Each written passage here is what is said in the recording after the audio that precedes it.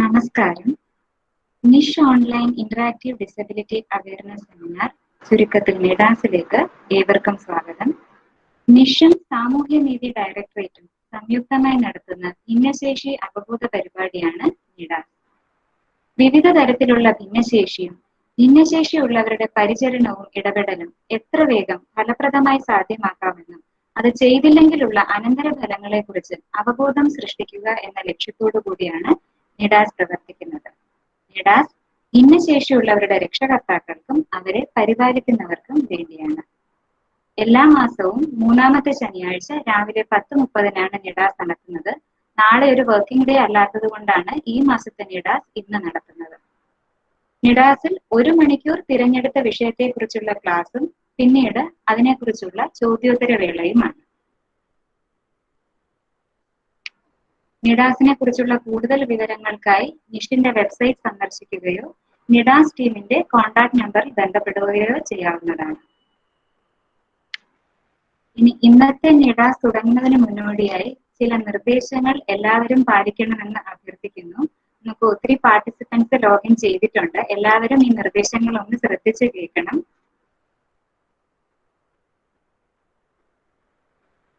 Meeting ലിങ്കിൽ ഇപ്പൊ join ചെയ്ത എല്ലാവരും മൈക്ക് നമ്മുടെ പ്രസന്റേഷൻ നടക്കുന്ന സമയത്ത് മൈക്ക് ഓഫ് ചെയ്ത് വെക്കണം. രണ്ടാമതായി പ്രസന്റേഷൻ മോഡ് തുടങ്ങിയവ സ്വിച്ച് ഓൺ ചെയ്യാൻ പാടുള്ളതല്ല. പിന്നീട് നിങ്ങളുടെ ചോദ്യങ്ങളും സംശയങ്ങളും ഉണ്ടെങ്കിൽ നോട്ട് ചെയ്ത് വെച്ചിട്ട് പ്രസന്റേഷന് ശേഷം ചോദിക്കാവുന്നതാണ്. അതിനായി ചാറ്റ് ബോക്സിൽ നമ്മുടെ സ്ക്രീനിന്റെ വലതുവശത്തുള്ള ചാറ്റ് ബോക്സിൽ ടൈപ്പ് ചെയ്യുകയോ അല്ലെങ്കിൽ മൈക്ക് ഓൺ ചെയ്തിട്ട് ചോദിക്കാവുന്നതുമാണ്. ഈ നിർദ്ദേശങ്ങൾ എല്ലാവരും ദയവായി പാലിക്കണമെന്ന് അഭ്യർത്ഥിക്കുന്നു. ഇന്ന് 47ാമത്തെ നിഡാസാണ്. വിഷയം മുച്ചുണ്ടും മുറിയെണ്ണാക്കും, പ്രാരംഭത്തിൽ തന്നെ ശസ്ത്രക്രിയ നടത്തേണ്ടതിന്റെ ആവശ്യകത, അല്ലെങ്കിൽ cleft lip and palate need for early surgical intervention. ചുണ്ടിലെയും അണ്ണാക്കിലെയും കോശങ്ങൾ പൂർണ്ണമായി യോജിക്കാത്തത് കൊണ്ടുണ്ടാകുന്ന ജനന വൈകല്യമാണ് മുച്ചുണ്ടും മുറിയെണ്ണാക്കം. ഇത് ഉണ്ടാകാനുള്ള കാരണങ്ങൾ എന്തൊക്കെ? ഇത് ഏതൊക്കെ തരത്തിലുണ്ടാകാം? ഇങ്ങനെ ഉണ്ടായാൽ എന്തൊക്കെ സർജറി ഇതിന് ലഭ്യമാണ്? ഇത് നേരത്തെ ചെയ്യേണ്ടതിന്റെ ആവശ്യകത എന്നിവയെ കുറിച്ചാണ് ഇന്ന് പ്രധാനമായും സംസാരിക്കുന്നത്. ഇന്നത്തെ ഈ വിഷയത്തെക്കുറിച്ച് സംസാരിക്കാൻ നമ്മോടൊപ്പം ചേരുന്നത് ഡോക്ടർ മാത്യു പേസി. അദ്ദേഹം ചെങ്ങന്നൂർ സെന്റ് തോമസ് ഹോസ്പിറ്റലിലെ ക്ലെഫ്റ്റ് ആൻഡ് ക്രേനിയോഫേഷ്യൽ സർജറി വകുപ്പിലെ പ്രോജക്ട് ഡയറക്ടറാണ്. അദ്ദേഹം കഴിഞ്ഞ 10 വർഷമായി ഇവിടെ സേവനമനുഷ്ഠിക്കുന്നു. ഇതിനോടകം ധാരാളം സർജറികൾ ചെയ്തിട്ടുണ്ട്. കൂടാതെ തന്നെ ഓറൽ സർജറി ആൻഡ് ഓറൽ മെഡിസിനിൽ Royal College of Surgeons Ireland, Glasgow, England എന്നിവിടങ്ങളിൽ നിന്ന് ഫെലോഷിപ്പും നേടിയിട്ടുണ്ട്. ഇന്നത്തെ ഈ ക്ലാസ് എടുക്കുന്നതിനായി ഞാൻ സാറിനെ ക്ഷണിക്കുന്നു. ഓക്കെ, എല്ലാവർക്കും എന്നെ കാണാമെന്ന് പ്രതീക്ഷിക്കുന്നു. Good morning. എൻ്റെ പേര് ഡോക്ടർ മാത്യു ആണ്. ലെഫ്റ്റ് ലിപ്പ് ആൻഡ് പാലറ്റ് എന്ന് പറയുന്ന ഒരു വിഷയം എന്തോ പറയുന്നത് വളരെ അവഗണിക്കപ്പെട്ട ഒരു വിഷയമായിരുന്നു. അത് മുൻതട്ടിൽ കൊണ്ടുവരാൻ സഹായിച്ച നിഷിന് പ്രത്യേക അഭിനന്ദനങ്ങൾ നൽകുന്നു. കാര്യം ഒരു 5 വർഷം നമ്മൾ തിരിഞ്ഞു നോക്കുകയാണെന്നുണ്ടെങ്കിൽ ഈ ടോപ്പിക്കിനെ കുറിച്ച് വളരെ കുറച്ച് അവയർനെസ്സേ ഉള്ളായിരുന്നു. കാര്യം സർക്കാരും ഹെൽത്ത് സെഗ്മെന്റും വേറെ പല കാര്യത്തിൽ അതിൻ്റെ ഇമ്പോർട്ടൻസ് കൊടുക്കുമായിരുന്നു. അതുകൊണ്ട് നിഷ് ഇതിൽ വളരെ താല്പര്യം എടുത്തതിൽ വളരെ നന്ദി രേഖപ്പെടുത്തുന്നു. ഇന്നത്തെ എനിക്ക് ഈ ഒരു അവസരം തന്ന നിഷിന്റെ ഭാരവാഹികൾക്കായി നന്ദി അർപ്പിക്കുന്നു. നമ്മളെല്ലാം ഒരു പുതിയ ലോകത്താണ് എന്ന് പറഞ്ഞാൽ എല്ലാവരും ഇപ്പോൾ ഓൺലൈൻ. നേരത്തെ ഈ ഒരു പ്രോഗ്രാം നടക്കണമെന്നുണ്ടെങ്കിൽ എനിക്ക് പഴയ ഇൻവിറ്റേഷൻ ഉണ്ടായിരുന്നു, അത് നിഷിൽ വെച്ചായിരുന്നു. ഇപ്പൊ എല്ലാവരും മാറി. ഇപ്പം ആഫ്റ്റർ കൊറോണ എഫക്റ്റ് ആണിത്. എല്ലാവരും ഓൺലൈൻ. അത് നല്ല കാര്യമാണ്. കാര്യം ഇത്രയും പാർട്ടിസിപ്പൻറ്റ് ഡെഫിനറ്റ്ലി നമ്മൾ തിരുവനന്തപുരത്ത് വെച്ചാൽ വരാൻ ബുദ്ധിമുട്ടായിരുന്നു. സോ നമ്മളൊരു പുതിയ യുഗത്തിൽ പുതിയ ഒരു മാറ്റത്തിനായി നമ്മൾ മുന്നോട്ട് നീങ്ങുകയാണ്. ഞാൻ അധികം സമയം എടുക്കുന്നില്ല. എല്ലാവർക്കും അറിയാവുന്ന ഒരു കാര്യങ്ങളാണ് ഈ മുറി എണ്ണാക്ക എന്ന് പറഞ്ഞ ഒരു കാര്യം. പക്ഷെ ഇതിനകത്ത് 2-3 കാര്യങ്ങൾ എനിക്ക് ശരിക്കും സ്ട്രെസ് ചെയ്യേണ്ട ഒരു കാര്യമുണ്ട്. കാര്യം പലർക്കും ഇത് അറിയത്തില്ല. നമ്മൾ പല ഡോക്ടർമാർ കാണുമ്പോഴും ഇതിനെക്കുറിച്ചുള്ള ഒരു പൂർണ്ണമായ ഒരു അറിവ് അവർക്കും ഇല്ല. കാര്യം ഇതൊരു പുതിയൊരു ഫീൽഡാണ്. എന്ത് ഈ പുതിയ ഫീൽഡ് എന്ന് പറയാൻ കാര്യം, ഞങ്ങളൊക്കെ പഠിക്കുന്ന സമയത്ത് ഈ ക്ലെഫ്റ്റ് എന്ന് പറഞ്ഞ ഒരു ടോപ്പിക് തന്നെ എക്സാമിൽ വളരെ റെയറായിട്ടേ വരത്തുള്ളൂ ഡോക്ടേഴ്സിനെ സംബന്ധിച്ച്. അതേസമയം ഇപ്പം നമ്മൾ നോക്കുവാണെങ്കിൽ 2-3 വർഷം കൊണ്ട് ഈ ക്ലെഫ്റ്റ് എന്ന് പറഞ്ഞ ഒരു സെപ്പറേറ്റ് വിഭാഗം തന്നെ, സർജിക്കൽ വിഭാഗം തന്നെ രൂപപ്പെട്ടു. അപ്പൊ അതിന്റെ ഒരു ഇമ്പോർട്ടൻസ് നമ്മൾ മനസ്സിലാക്കണം. നമുക്കെല്ലാം അറിയാവുന്നതാണ്, പല ഡൗട്ടുകളുമാണ്. മുച്ചെറി മുറിയണ്ണാക്ക് ഒരു ജനന വൈകല്യമാണ്. മിക്ക ആൾക്കാരും അത് തെറ്റിദ്ധരിക്കപ്പെടുന്നുണ്ട്. കാര്യം ഇത് അമ്മയുടെ ഗർഭം പാത്രത്തിൽ തന്നെ ഉണ്ടാകുന്ന ഒരു പ്രോബ്ലമാണ്. അതിനാണ് ഇതിനെ കൺജനിറ്റൽ അനോമലി എന്ന് പറയുന്നത്. നമ്മുടെ നാട്ടിൽ ഇതൊരു വലിയൊരു പ്രോബ്ലം അല്ല. കാര്യം നമ്മുടെ നാട്ടിൽ ഒരു ലിറ്ററസി റേറ്റ് വളരെ നല്ലതായിട്ട് എല്ലാവർക്കും അറിയാം. പക്ഷേ ഈ നമ്മൾ ഹൈദരാബാദ് അല്ലെങ്കിൽ ആന്ധ്രാപ്രദേശിലോട്ടൊക്കെ പോകുമ്പം അവിടുത്തെ ആൾക്കാർ ചിലർ വിശ്വസിക്കുന്നത് ഇത് എന്താ പറയുന്നത്, അമ്മയുടെ ഒരു കുറ്റമാണ്, അല്ലെങ്കിൽ കുടുംബത്തിന്റെ ഒരു കുറ്റമാണ്. അങ്ങനെയുള്ള ഒരു മിത്തുണ്ട്. അപ്പം ഇത് അങ്ങനെയുള്ള ഒരു മിത്തല്ല. അമ്മയുടെയോ ഒരു അച്ഛൻ്റെയോ അല്ലെങ്കിൽ ആ ഒരു കുടുംബത്തിന്റെ കുറ്റങ്ങളൊന്നുമല്ല. ഇതൊരു ജന്മനാ വൈകല്യമാണ്. നമുക്കറിയാം ഹാർട്ടിന് പ്രോബ്ലം വരും, അതൊരു കൺജനൈറ്റൽ ഹാർട്ട് ഡിസീസാണ്. അപ്പൊ അത് ആരുടെയും കുറ്റം കൊണ്ട് വരുന്നതല്ല, അതിന് പല റീസൺ ഉണ്ട്. അത് ഞാൻ ഇതിനെ ഡിസ്ക്രൈബ് ചെയ്യാം. പല രീതികളിൽ ആൾക്കാർ ഇതിനെ വ്യാഖ്യാനിക്കുന്നുണ്ട്. മുച്ചുണ്ട്, മുറി അണ്ണാക്ക്, അതെല്ലാം കറക്റ്റാണ്. ഇംഗ്ലീഷിൽ ഇതിനെ പറയുന്നത് cleft lip and cleft palate ആണ് എന്നുള്ളതാണ്. ഈ നമ്മുടെ ഇന്ത്യൻ ഗവൺമെന്റിന്റെ കയ്യിൽ നിന്ന് ഒരു എത്ര കുട്ടികൾ ഇങ്ങനെ ഉണ്ട് എന്ന് പറയുവാണെന്നുണ്ടെങ്കിൽ വളരെ ബുദ്ധിമുട്ടാണ്. കാര്യം നമ്മുടെ ഗവൺമെന്റിന്റെ സൈഡിൽ അങ്ങനെ ഒരു സ്റ്റാറ്റിസ്റ്റിക്സ് ഇല്ല. അതിന്റെ അർത്ഥം ഇതിൽ കൂടുതൽ റിസർച്ച് നടത്തേണ്ട ഒരു ഫീൽഡാണ് ഈ ക്ലെഫ്റ്റ്. അപ്പൊ നിങ്ങൾ മനസ്സിലാക്കേണ്ട ഒരു കാര്യം, ഈ ക്ലെഫ്റ്റ് എന്ന് പറയുന്നത് 100% ആയിട്ട് നമ്മുടെ നാട്ടിൽ അല്ലെങ്കിൽ നമ്മുടെ ഈ ഇന്ത്യയിൽ പൂർണ്ണ തോതിൽ ഇതിനെ റിസർച്ച് നടത്തിയിട്ടില്ല. ഈയിടെ വന്ന ഒരു റിപ്പോർട്ട് അനുസരിച്ച് 700 കുട്ടികളിൽ ഒരു കുട്ടി, ജനിക്കുന്ന ഒരു കുട്ടിക്ക് ക്ലെഫ്റ്റ് ഉണ്ട്. അപ്പം കണക്കനുസരിച്ച് ഏഷ്യയിൽ, ഇന്ത്യയിലല്ല ഏഷ്യയിൽ ഏകദേശം 35,000 കുട്ടികളാണ് ഒരു വർഷം ഇങ്ങനെയുള്ള ഒരു അസുഖം കൊണ്ട് ജനിക്കുന്നത്. അത് വലിയൊരു നമ്പറാണ്. അപ്പം അതിന്റെ പ്രിവെൻഷനും നമ്മൾ ഫോക്കസ് ചെയ്യണം. ഇന്ത്യയിൽ ഈയിടെയാണ് നമുക്കൊരു സ്റ്റാറ്റിസ്റ്റിക്സ് വന്നത്. കേരളത്തിലെ സ്റ്റാറ്റിസ്റ്റിക്സ് ഇപ്പൊ ഞങ്ങൾ ഉണ്ടാക്കിക്കൊണ്ടിരിക്കുകയാണ്, പല സെന്ററുമായിട്ട് ഫിക്സ് ചെയ്തിട്ട്. സോ ചില ആൾക്കാരുണ്ട് ഇത് എനിക്ക് മാത്രമാണോ വരുന്നത്, അല്ല, ഇത് കണക്കനുസരിച്ച് 700 കുട്ടികൾ ജനിക്കുന്നതിൽ ഒരു കുട്ടിക്ക് വരാനുള്ള ചാൻസ് വളരെ കൂടുതലാണ്. ഏഷ്യയിൽ നോക്കുവാണെങ്കിൽ ഏകദേശം 35,000 കുട്ടികളാണ് ഒരു വർഷം ക്ലെഫ്റ്റായിട്ട് ജനിക്കുന്നത്. പിന്നെ അടുത്തൊരു ചോദ്യങ്ങളാണ് മിക്ക ഫാമിലീസ് ഞങ്ങളോട് ചോദിക്കുന്നത്, ഇതിന്റെ കാരണങ്ങൾ. ഈ 3 കാരണങ്ങളാണ് കോമൺ ആയിട്ട് നമ്മൾ പറയാറുള്ളത്: ജനിതകം, പാരിസ്ഥിതികം, പിന്നെ ചില മരുന്നുകളുടെ ഉപയോഗം. ഇതൊന്നും ഇല്ലെങ്കിൽ പോലും ഒരു ഗ്രൂപ്പ് ഇട്ടിട്ടുണ്ട്, കാരണം അറിയാത്ത ഒരു ഗ്രൂപ്പ്. കാരണം കണ്ടുപിടിക്കേണ്ടത് ഇമ്പോർട്ടൻ്റ് ആണ്. അതിൻ്റെ അകത്തെ ഒരു ഇമ്പോർട്ടൻ്റ് ആസ്പെക്റ്റ് ആണ് ഞാൻ പറയുന്നത്, അതാണ് ജനിതകം. എന്തുകൊണ്ട് ഇത് ഞങ്ങൾ സ്ട്രെസ് ചെയ്യുന്നു? ഇപ്പോഴത്തെ ഒരു നമ്മൾ നോക്കുവാണെങ്കിൽ ഒരു പെൺകുട്ടി പ്രഗ്നന്റ് ആകുമ്പം മിക്ക ഗൈനക്കോളജിസ്റ്റും അവരോട് ജനറ്റിക് ടെസ്റ്റിംഗ് ചെയ്യാൻ പറയും ഇപ്പോഴത്തെ ഒരു സാഹചര്യത്തിൽ. അതെന്തിനാന്ന് പറഞ്ഞു കഴിഞ്ഞാൽ, ഈ ജനറ്റിക് അനോമലി ഉണ്ടെന്നുണ്ടെങ്കിൽ നമുക്ക് നേരത്തെ കണ്ടുപിടിക്കാം. രണ്ടാമത്തെ ഒരു റീസൺ, ഒരു കുടുംബത്തിലെ 3 കുട്ടികൾക്ക് ക്ലെഫ്റ്റ് ഉണ്ടായിരുന്നു. അപ്പം ഞങ്ങൾ അത് അന്വേഷിച്ചപ്പം ആദ്യത്തെ കുട്ടിക്ക് ക്ലെഫ്റ്റ് വന്നപ്പം അവരുടെ പേരൻസ് ഡിസൈഡ് ചെയ്ത് എന്നാൽ രണ്ടാമത്തെ കുട്ടിക്ക് വരത്തില്ലല്ലോ. അങ്ങനെ അവർ രണ്ടാമത്തെ കുട്ടിക്ക് വേണ്ടി നോക്കിയപ്പോൾ രണ്ടാമത്തെ കുട്ടിക്കും ക്ലെഫ്റ്റ്. അവര് മൂന്നാമത്തെ കുട്ടിക്കും ക്ലെഫ്റ്റ് വരത്തില്ലെന്ന് പക്ഷെ മൂന്നാമത്തെ കുട്ടിക്കും ക്ലെഫ്റ്റ്. അപ്പം ശരിക്കും പറഞ്ഞാൽ അതൊരു ജനറ്റിക് പ്രോബ്ലം ആയിരുന്നു. അപ്പം ജനറ്റിക് ടെസ്റ്റ് ചെയ്താൽ നമുക്കറിയാൻ പറ്റും നമ്മുടെ ക്രോമസോമിൽ അങ്ങനെ ഒരു പ്രോബ്ലം ഉണ്ടോ ഇല്ലയോ എന്ന്.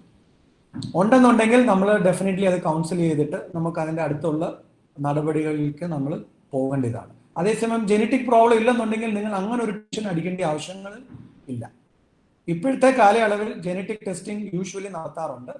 നിങ്ങൾക്ക് അങ്ങനെ ഒരു ഡൗട്ട് ഉണ്ടെങ്കിൽ നിങ്ങൾക്ക് ജനറ്റിക് ടെസ്റ്റിംഗ് ചെയ്യാം. അതിന് വലിയ കോസ്റ്റ് ഇല്ല, 600-650 രൂപയുള്ളതെന്ന് അല്ലെങ്കിൽ മാക്സിമം പോയാൽ 1000 റുപ്പീസ് ആണ് ജനറ്റിക് ടെസ്റ്റിങ്ങിനുള്ളത്. സോ അതാണ് ഇപ്പം കണ്ടുവരുന്നത്. പാരിസ്ഥിതികം ഇത് വരാനുള്ള റീസൺ എന്ന് പറയുന്നത്, ജനറ്റിക് പ്രോബ്ലം ഇല്ലാത്ത ഒരു കുട്ടിക്ക് ഞങ്ങൾ കണ്ട് ഈ സ്റ്റഡീസ് നോക്കിയപ്പോഴത്തേക്ക് പല റീസൺസും അവർ ആട്രിബ്യൂട്ട് ചെയ്തു. അതിൻ്റെ അകത്തെ ഒരു റീസണ് പുകവലി. ഈവൻ പെണ്ണുങ്ങൾ പുകവലിക്കും എന്നല്ല പറയുന്നത്. പണ്ട് ആരോ പറഞ്ഞിട്ടുണ്ട്, പുക വലിക്കുന്ന ആൾക്കല്ല പ്രോബ്ലം, പുക വലിക്കുന്ന ആളുടെ അടുത്തിരിക്കുന്ന ആൾക്കാണ് പ്രോബ്ലം. കാരണം അവരും ആ പുക ഇൻഹെയിൽ ചെയ്യുന്നുണ്ട്.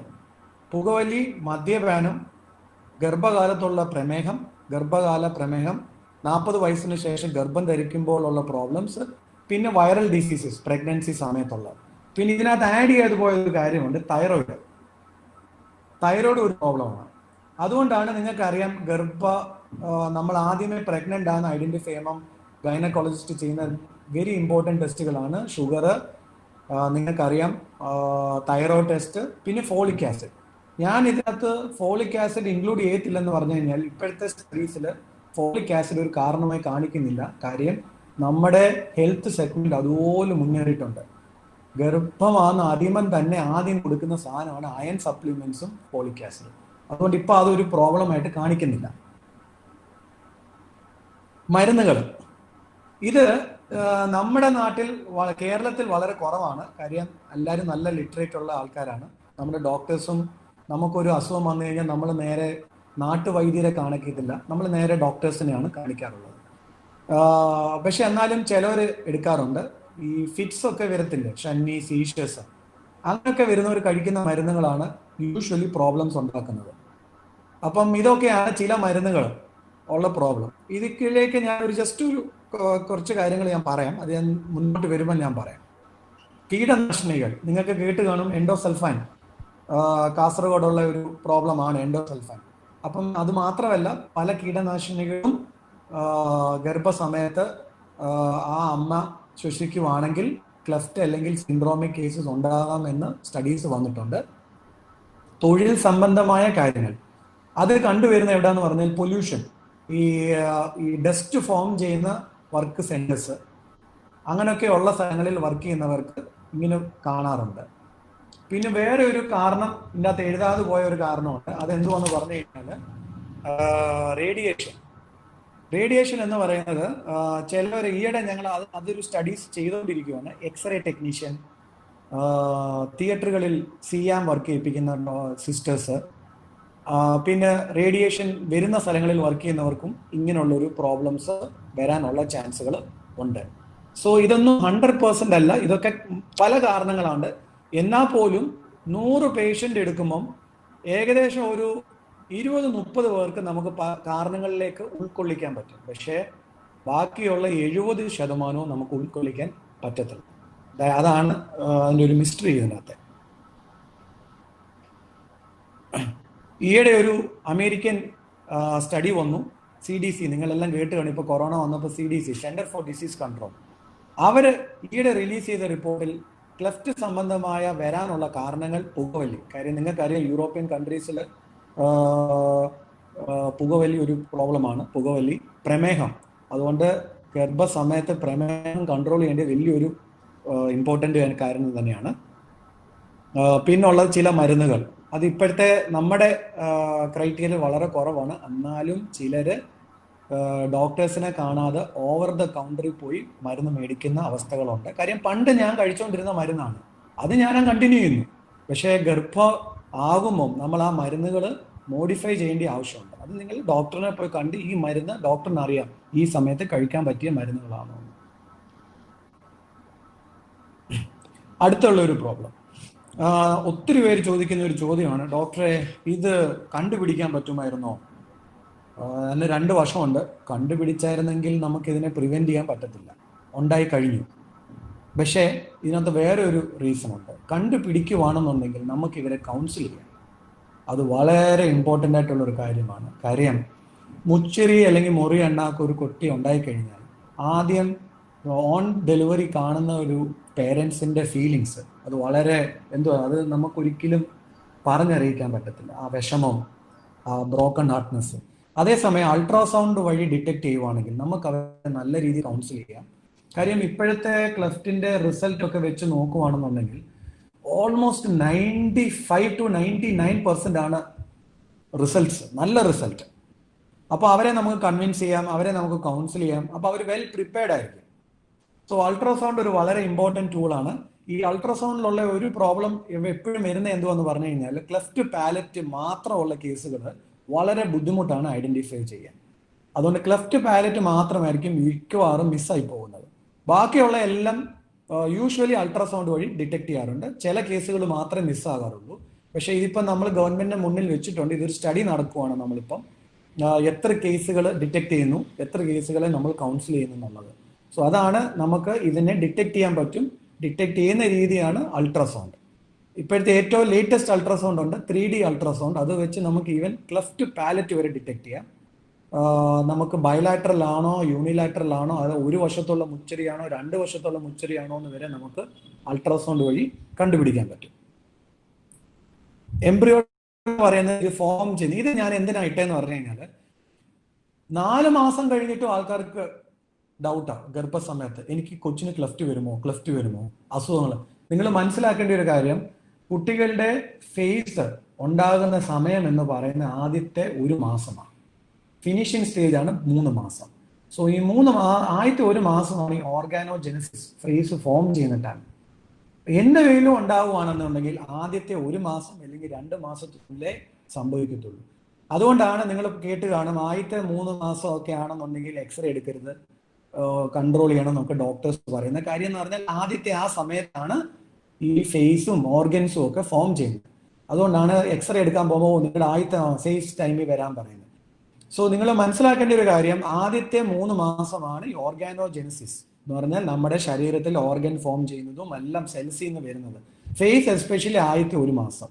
സോ ക്ലെഫ്റ്റ് ഉണ്ടാവണമെന്നുണ്ടെങ്കിൽ ആദ്യത്തെ 1 മാസത്തിനുള്ളിൽ വേണം ഉണ്ടാകാൻ.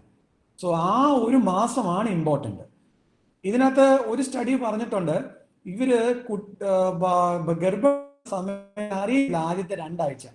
അത് കഴിഞ്ഞാണ് ഇവർ അറിയുന്നത്, ലേറ്റ് ഡിറ്റക്ഷൻ പ്രഗ്നൻസി.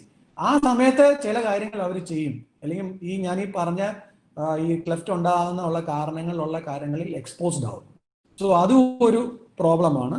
സോ അതുകൊണ്ടാണ് ആദ്യത്തെ 1 മാസമാണ് ഏറ്റവും ഇമ്പോർട്ടൻ്റ് ടൈം ക്ലെഫ്റ്റിനെ സംബന്ധിച്ച്.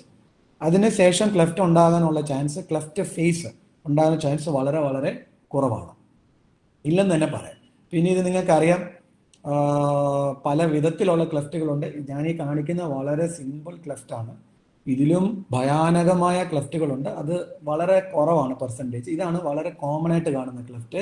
മുച്ചുണ്ട്, ചെറിയ മുച്ചുണ്ട്, മുച്ചുണ്ട് മൊത്തത്തിൽ ഉള്ള മുച്ചുണ്ട്, 2 സൈഡിലുള്ള മുച്ചുണ്ട്. അണ്ണാക്കാണെന്നുണ്ടെങ്കിൽ ചെറിയ ഉരുനാക്ക്, അണ്ണാക്ക് മൊത്തത്തിലുള്ളതാണ്. പല ടൈപ്സ് ഉണ്ട്. അതാണ് നമുക്കതിനെ ക്ലാസിഫൈ ചെയ്യുന്നതാണ് പല വിധത്തിലുള്ള ക്ലെഫ്റ്റുകൾ. ഈ ക്ലെഫ്റ്റ് ഉള്ള കുട്ടികൾക്ക് മിക്ക പേഷ്യൻസും നമ്മുടെ അടുത്ത് വരുന്ന കാര്യം അണ്ണാക്കുള്ളപ്പം ആഹാരം നൽകുന്നതിനുള്ള ബുദ്ധിമുട്ടുകളാണ്. നിങ്ങൾക്കെല്ലാം ഫേസ് ചെയ്ത് കാണും. ഭക്ഷണം കഴിക്കാൻ ഉള്ള ബുദ്ധിമുട്ട്, ഭക്ഷണം കഴിക്കുവാണെങ്കിൽ മൂക്കൊഴി വരുന്ന ബുദ്ധിമുട്ട്, അതൊക്കെയാണ് ഒന്നാം ബുദ്ധിമുട്ട്. രണ്ടാമത്തെ ഇതിന്റെ ബുദ്ധിമുട്ട്, അത് നിങ്ങൾ മനസ്സിലാക്കാത്ത ഒരു ബുദ്ധിമുട്ട്, ഇവർക്ക് ചെവിയിലുള്ള പ്രോബ്ലം. അതുകൊണ്ടാണ് നമ്മളെല്ലാം ക്ലെഫ്റ്റ് ലിപ്പും ക്ലെഫ്റ്റ് പാലറ്റും ഉള്ള കുട്ടികളെ ജനിച്ച ഉടനെ ചെവിയിൽ എക്സാമിനേഷൻ ചെയ്യും. ക്ലെഫ്റ്റ് പാലറ്റിന് ചെയ്യുന്നതിന് മുന്നേ ചെവി എക്സാമിനേഷൻ ചെയ്യും. ക്ലെഫ്റ്റ് പാലറ്റ് കഴിഞ്ഞതിന് ശേഷവും ചെവി എക്സാമിൻ ചെയ്യും. അത് വളരെ ഇമ്പോർട്ടൻ്റ് ആണ്. മിക്ക ആൾക്കാരും വിട്ടുപോകുന്ന ഒരു കാര്യമാണ്. മിക്ക സെന്റേഴ്സും ഇതിനെക്കുറിച്ച് അറിയത്തുമില്ല. ക്ലെഫ്റ്റ് ലിപ്പ് ആൻഡ് പാലറ്റ് ഉള്ള കുട്ടികൾക്ക് കേൾവി ശതമാനം വളരെ കുറവാകാനുള്ള ചാൻസസ് റിപ്പോർട്ടിങ്ങിലുണ്ട്. അതുകൊണ്ട് അത് നേരത്തെ കണ്ടുപിടിച്ച് അതിനുള്ള ചികിത്സ നമ്മൾ കൊടുക്കണം. സോ അത് നിങ്ങൾ ഓർത്തിരിക്കേണ്ട ഒരു കാര്യമാണ്, കേൾവി സംബന്ധമായ പ്രോബ്ലം. പിന്നെ സംഭാഷണത്തിൽ ഉണ്ടാകുന്ന പ്രശ്നങ്ങൾ, അത് മിക്ക ആൾക്കാർക്കും അറിയാവുന്ന ഒരു കാര്യമാണ്. ക്ലെഫ്റ്റ് പാലറ്റ്, മിക്ക അമ്മമാർക്കും ഉള്ള ഒരു ഡൗട്ട്, ക്ലെഫ്റ്റ് പാലറ്റ് ഉണ്ടെങ്കിൽ എൻ്റെ കുട്ടികൾക്ക് സംസാരശേഷി നഷ്ടപ്പെടുമോ? അതിനുള്ള ഉത്തരം, സംസാരശേഷി നഷ്ടപ്പെടത്തില്ല. കാര്യം സംസാരശേഷി ബ്രെയിനിലുള്ള ഒരു കാര്യമാണ്. ഇവിടെ ക്ലെഫ്റ്റ് പാലറ്റ് ഉള്ളപ്പോൾ എന്തോ സംഭവിക്കുന്നത്, സംസാരത്തിന്റെ സ്ഫുടത ആണ് ക്ലെഫ്റ്റ് പാലറ്റ് ഉള്ള കുട്ടികൾക്ക് നഷ്ടപ്പെടുന്നതും അത് നമ്മൾ ഓപ്പറേഷൻ വഴി ബെറ്റർ ആക്കി കൊടുക്കുന്നത്. അല്ലാതെ സംസാരശേഷി ഒരിക്കലും നഷ്ടപ്പെടത്തില്ല. അത് നിങ്ങൾ ഓർക്കേണ്ടിയ കാര്യങ്ങളാണ്. പിന്നെ ക്ലെഫ്റ്റ് ലിപ്പുള്ള കുട്ടികൾക്കുള്ള പ്രോബ്ലം ഡെന്റൽ പ്രോബ്ലം. അതും ഒരു അവഗണിക്കപ്പെട്ട ഒരു ഏരിയയാണ്. സോ ഡെന്റൽ പ്രോബ്ലം വളരെ ഇമ്പോർട്ടൻ്റ് ആണ്. പല്ല് അലൈൻമെന്റിൽ ഇല്ലെന്നുണ്ടെങ്കിൽ നമ്മൾ എന്തൊക്കെ ചെയ്തെന്ന് വിചാരിച്ചാലും അവരുടെ സംസാരം റെഡി ആകത്തില്ല, അവർക്ക് കഴിക്കാൻ പറ്റത്തില്ല. കാരണം പല്ലുകൾ നിരതെറ്റിയിരിക്കുകയാണ്, ആഹാരം പ്രോപ്പറായിട്ട് കഴിക്കാൻ പറ്റത്തില്ല. അതൊക്കെ പ്രോബ്ലമാണ്. ഇതാണ് നിലവിലുള്ള ഒരു മുച്ചിറി അല്ലെങ്കിൽ മുറിയണ്ണാക്കുള്ള ഒരു കുട്ടി പോകേണ്ടിയ ഒരു പ്രോട്ടോകോൾ. അൺഫോർച്ചുനേറ്റ്ലി നമ്മുടെ ഈ ഒരു പ്രോട്ടോകോളിലല്ല മിക്ക സെന്റേഴ്സും പോകുന്നത്. കാര്യം അതുകൊണ്ടാണ് എല്ലാ അമ്മമാരെയും നമ്മൾ പേഷ്യൻസിനെ കൗൺസിൽ ചെയ്യുന്നത്. ക്ലെഫ്റ്റ് ലിപ്പ്, ക്ലെഫ്റ്റ് പാലറ്റ് എന്ന് പറഞ്ഞാൽ 2 സർജറി കൊണ്ട് തീരുന്ന ഒരു കാര്യമല്ല. ഇതിന് ഇന്റർനാഷണൽ പ്രോട്ടോകോൾ അനുസരിച്ച് ഒരു സ്റ്റേജസ് വെച്ചിട്ടുണ്ട്. പ്രീനാറ്റൽ പീരീഡ്, അതാണ് ഞാൻ പറഞ്ഞ അൾട്രാസൗണ്ടിലെ നമ്മൾ ഇതിനെ കണ്ടുപിടിച്ച് നമുക്കതിനെ കൗൺസിൽ ചെയ്യണം. ജനിച്ച മുതൽ 3 മാസം വരെ നമുക്ക് ലിപ്പ് ടേപ്പിംഗ് അല്ലെങ്കിൽ നാം എന്ന് പറഞ്ഞ ഒരു പ്രൊസീജിയർ ഉണ്ട്. ലിപ്പ് ടേപ്പിംഗ് എന്താന്ന് പറഞ്ഞാൽ നമ്മൾ മുച്ചറിയുള്ള 3 മാസം 5 കിലോയിലാണ് ഓപ്പറേറ്റ് ചെയ്യുന്നത്. അതുവരെ വെയിറ്റ് ചെയ്യുമ്പോഴത്തേക്ക് ചുണ്ട് വിടർന്നു പോകും. അതിനെ വിടരാതിരിക്കാൻ വേണ്ടി ക്ലോസ് ചെയ്യാൻ വേണ്ടിയുള്ളതാണ് ലിപ്പ് ടേപ്പിംഗ്. നാം എന്ന് പറയുന്നത് ഫീഡിങ് ബുദ്ധിമുട്ടുള്ള കുട്ടികൾക്ക് കൊടുക്കുന്ന ഒരു പ്രോബ്ലമാണ്. 3 മാസം മുതൽ 4 മാസം യൂഷ്വലി 5 കിലോ ആണ് മുച്ചിറി ചെയ്യുന്ന സമയം. 5 കിലോ യൂഷ്വലി 4 മാസത്തിൽ വരും. അത് വരാത്തവർക്കാണ് മാസങ്ങൾ മാറിപ്പോകുന്നത്. 1 വയസ്സിൽ അല്ലെങ്കിൽ 12 മാസത്തിൽ അണ്ണാക്ക് ചെയ്യും. അതിപ്പം ലേറ്റസ്റ്റ് ഇതനുസരിച്ച് ഇച്ചിരി ചേഞ്ചസ് വന്നിട്ടുണ്ട്. 8 കിലോ ആകുമ്പോൾ നമ്മൾ അണ്ണാക്ക് ചെയ്യും. 5 വയസ്സ് വരെ ഈ കുട്ടിയെ സ്പീച്ച് തെറാപ്പി കൊടുക്കണം. 5 വയസ്സിൽ ഈ കുട്ടിയുടെ സ്പീച്ച് തെറാപ്പിക്ക് പ്രോബ്ലം ഉണ്ടോ ഇല്ലയോ എന്ന് നമ്മൾ ചെക്ക് ചെയ്യുന്നുണ്ടെങ്കിൽ അതിന് റിലേറ്റഡ് സർജറി നമ്മൾ ചെയ്യണം. 6 വയസ്സ് മുതൽ 9 വയസ്സും കഴിഞ്ഞ് 16 വയസ്സ് വരെയാണ് ഓർത്തോഡോണ്ടിക്സ് എന്ന് പറഞ്ഞാൽ ഈ കൊച്ചിന്റെ വളർച്ച ഗൈഡ് ചെയ്യാനും പല്ലുകളെ നിര കറക്റ്റ് ചെയ്യാനും പല അനുബന്ധ പ്രൊസീജിയറുകൾ ചെയ്യാൻ വേണ്ടി ഈ കുട്ടികളെ നമുക്ക് ഈ ഒരു ഗ്രൂപ്പിൽ കൂടെ കൊണ്ടുപോകണം. സോ ഇതാണ് ഒരു കറക്റ്റ് പ്രോട്ടോകോൾ. മിക്ക അമ്മമാർക്കും അല്ലെങ്കിൽ പേരൻസിന് അങ്ങ് നേരത്തെ ചെയ്യണം എന്നുള്ള രീതിയാണ്. ഞങ്ങൾ പല കേസുകളും കണ്ടിട്ടുണ്ട്. 5ാമത്തെ വയസ്സിൽ കൊണ്ടുവന്ന് ബോൺ ഗ്രാഫ്റ്റിംഗ് ചെയ്യും. അത് കറക്റ്റായിട്ടുള്ള ഒരു രീതിയല്ല. കാര്യം എന്താന്ന് പറഞ്ഞാൽ ഈ ബോൺ ഗ്രാഫ്റ്റിംഗ് ചെയ്യേണ്ടത് നമ്മുടെ കോമ്പൽ ഇറങ്ങി വരാൻ സഹായിക്കാൻ വേണ്ടി ആണ് ഈ ബോൺ ഗ്രാഫ്റ്റിംഗ് ചെയ്യുന്നത്. 5ാമത്തെ വയസ്സിൽ കോമ്പൽ ഇറങ്ങി വരത്തില്ല. കോമ്പൽ ഇറങ്ങി വരാനാണെന്നുണ്ടെങ്കിൽ യൂഷ്വലി 6 വയസ്സ് അല്ലെങ്കിൽ 9 വയസ്സ് വരെ എടുക്കും.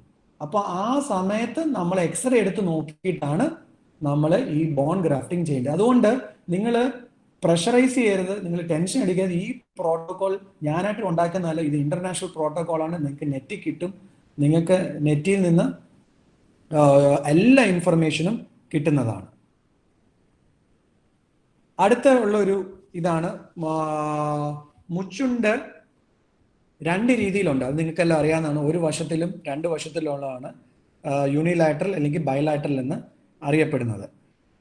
പിന്നെ മുച്ചുണ്ടിനുള്ള ശസ്ത്രക്രിയ അത് ഓൾറെഡി നമ്മൾ പറഞ്ഞു കഴിഞ്ഞു. യൂഷ്വലി അത് ചെയ്യുന്നത് 5 കിലോ ആകുമ്പോഴാണ് നമ്മൾ ചെയ്യുന്നത്. യൂഷ്വലി അതൊരു 3 മാസം ആകുമ്പോൾ നമ്മൾ ചെയ്യും. അതിന് മുന്നിലുള്ള കാര്യങ്ങളൊക്കെ ഞാൻ പറഞ്ഞു കഴിഞ്ഞു. മുച്ചുണ്ട് ശസ്ത്രക്രിയക്ക് യൂഷ്വലി എല്ലാവരുടെയും ഒരു ചോദ്യം പാട്, അടയാളം. നമ്മൾ എപ്പോഴും പറയുന്നത് നമ്മൾ ഈവൻ ഒരു മുറിവ് വന്നു കഴിഞ്ഞാൽ നമുക്കൊരു ചെറിയ പാട് വരും. അപ്പൊ മുച്ചുണ്ട് ശസ്ത്രക്രിയയിൽ നമ്മൾ ആ പാടിനെ ഏറ്റവും ചെറുതാക്കാനാണ് ശ്രമിക്കുന്നത്. പാട് വരാൻ ചാൻസ് ഉണ്ട്, പക്ഷെ ആ പാട് വളരെ ചെറുതായിരിക്കും. അതുകൊണ്ട് കൊച്ചു വളർന്നു വരുമ്പോഴത്തേക്ക് അത് യൂഷ്വലി ഐഡന്റിഫൈ ചെയ്യാനുള്ള ചാൻസുകൾ വളരെ കുറവാണ്. അത് ജനറൽ അനസ്തേഷ്യയിലാണ് നമ്മൾ ചെയ്യുന്നത്. ഇതാണ് ഒരു കുട്ടിയുടെ ഒരു എക്സാമ്പിളാണ്. ഇത് മുച്ചുറിയുള്ള ഒരു കുട്ടിയായിരുന്നു. ഇത് കുട്ടി ചെയ്ത് കഴിഞ്ഞിട്ട് ഇത് അതിൻ്റെ ഇപ്പോൾ 2 വയസ്സായപ്പോൾ ഉള്ള പടമാണ്. സോ പാട് വരാനുള്ള ചാൻസ് വളരെ കുറവാണ് നമ്മൾ കറക്റ്റ് രീതിയിൽ ചെയ്യുവാണെങ്കിൽ.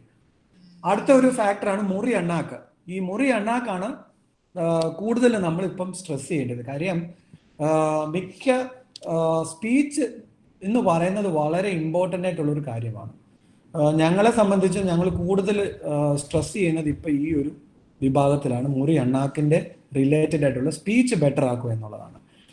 ഈ മുറി അണ്ണാക്ക് യൂഷ്വലി ചെയ്യുന്നത് 8 കിലോ ഉള്ളപ്പോഴാണ്. 8 കിലോ എന്ന് പറയുന്നത് യൂഷ്വലി ഒരു ചില പിള്ളേർക്ക് 8 മാസം ആകും 8 കിലോ ആവും, 10 മാസം ആകും. ബട്ട് യൂഷ്വലി വരുന്നത് ഒരു 12 മാസം ആകുമ്പോഴാണ് മിക്ക പിള്ളേർക്കും 8 കിലോ ആകാറുള്ളത്. പക്ഷെ 8 കിലോ ആണ് നമ്മൾ വെക്കുന്നത്. ഈ മുറി അണ്ണാക്ക് നമ്മൾ ഓപ്പറേറ്റ് ചെയ്യുമ്പം ഏറ്റവും ഇമ്പോർട്ടൻ്റ് ഉള്ളത് സ്പീച്ചാണ്. നമ്മൾ കറക്റ്റായിട്ട് മുറി അണ്ണാക്ക് സർജറി ചെയ്യുവാണെന്നുണ്ടെങ്കിൽ നമ്മുടെ സ്പീച്ച് വളരെ നല്ല രീതിയിൽ വരാറുണ്ട്. മുറി അണ്ണാക്ക് മിക്ക സ്ഥലങ്ങളിലും മുറി അണ്ണാക്ക് കഴിഞ്ഞിട്ട് സ്പീച്ച് തെറാപ്പി ഇല്ലാതെ വിടുന്ന ചില ഇൻസ്റ്റിറ്റ്യൂഷൻസ് ഉണ്ട്. അങ്ങനല്ല ചെയ്യേണ്ടത്. മുറി അണ്ണാക്ക് ഓപ്പറേറ്റ് ചെയ്ത് കഴിഞ്ഞാൽ സ്പീച്ച് തെറാപ്പി മാൻഡേറ്ററി എന്ന് പറഞ്ഞാൽ നമ്മൾ കൊടുത്തിരിക്കണം.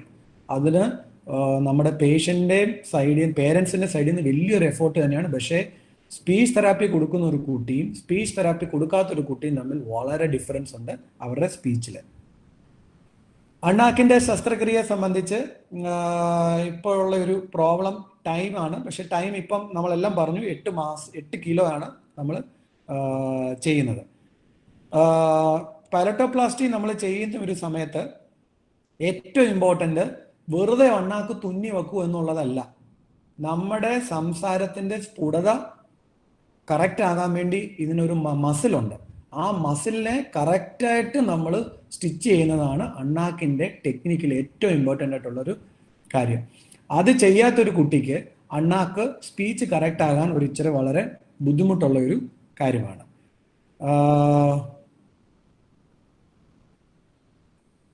ബോൺ ഗ്രാഫ്റ്റ് നമ്മളത് പറഞ്ഞു കഴിഞ്ഞു. യൂഷ്വലി ബോൺ ഗ്രാഫ്റ്റ് ചെയ്യുന്നത് ഒരു പ്രായം എന്ന് പറയുന്നത് യൂഷ്വലി 6 മുതൽ 9 വയസ്സ് വരെയാണ്. അത് നമ്മുടെ കോമ്പൽ ഇറങ്ങി വരുന്നതിലാണ് ഇമ്പോർട്ടൻ്റ് ഉള്ളത്. ഞാൻ നിങ്ങളെ ഇത് കാണിച്ചു തരാം, ഒരു വീഡിയോ. എന്തുവാണ്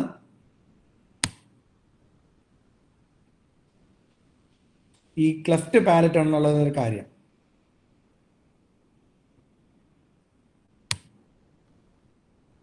ഈ ഒരു കാര്യമാണ് നമ്മുടെ അണ്ണാക്കിന്റെ മസില്. ഈ മസില് നമ്മൾ ഓപ്പറേറ്റ് ചെയ്തില്ലെങ്കിൽ ഈ മസിൽ വന്ന് ഈ അണ്ണാക്കി വേണം ഇടിക്കാൻ.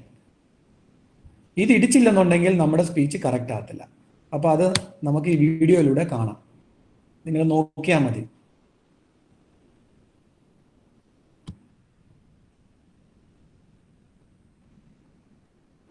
ഇത് നമുക്ക് കാണാം. ഇത് കണ്ടോ? കൊച്ചു സംസാരിക്കുമ്പം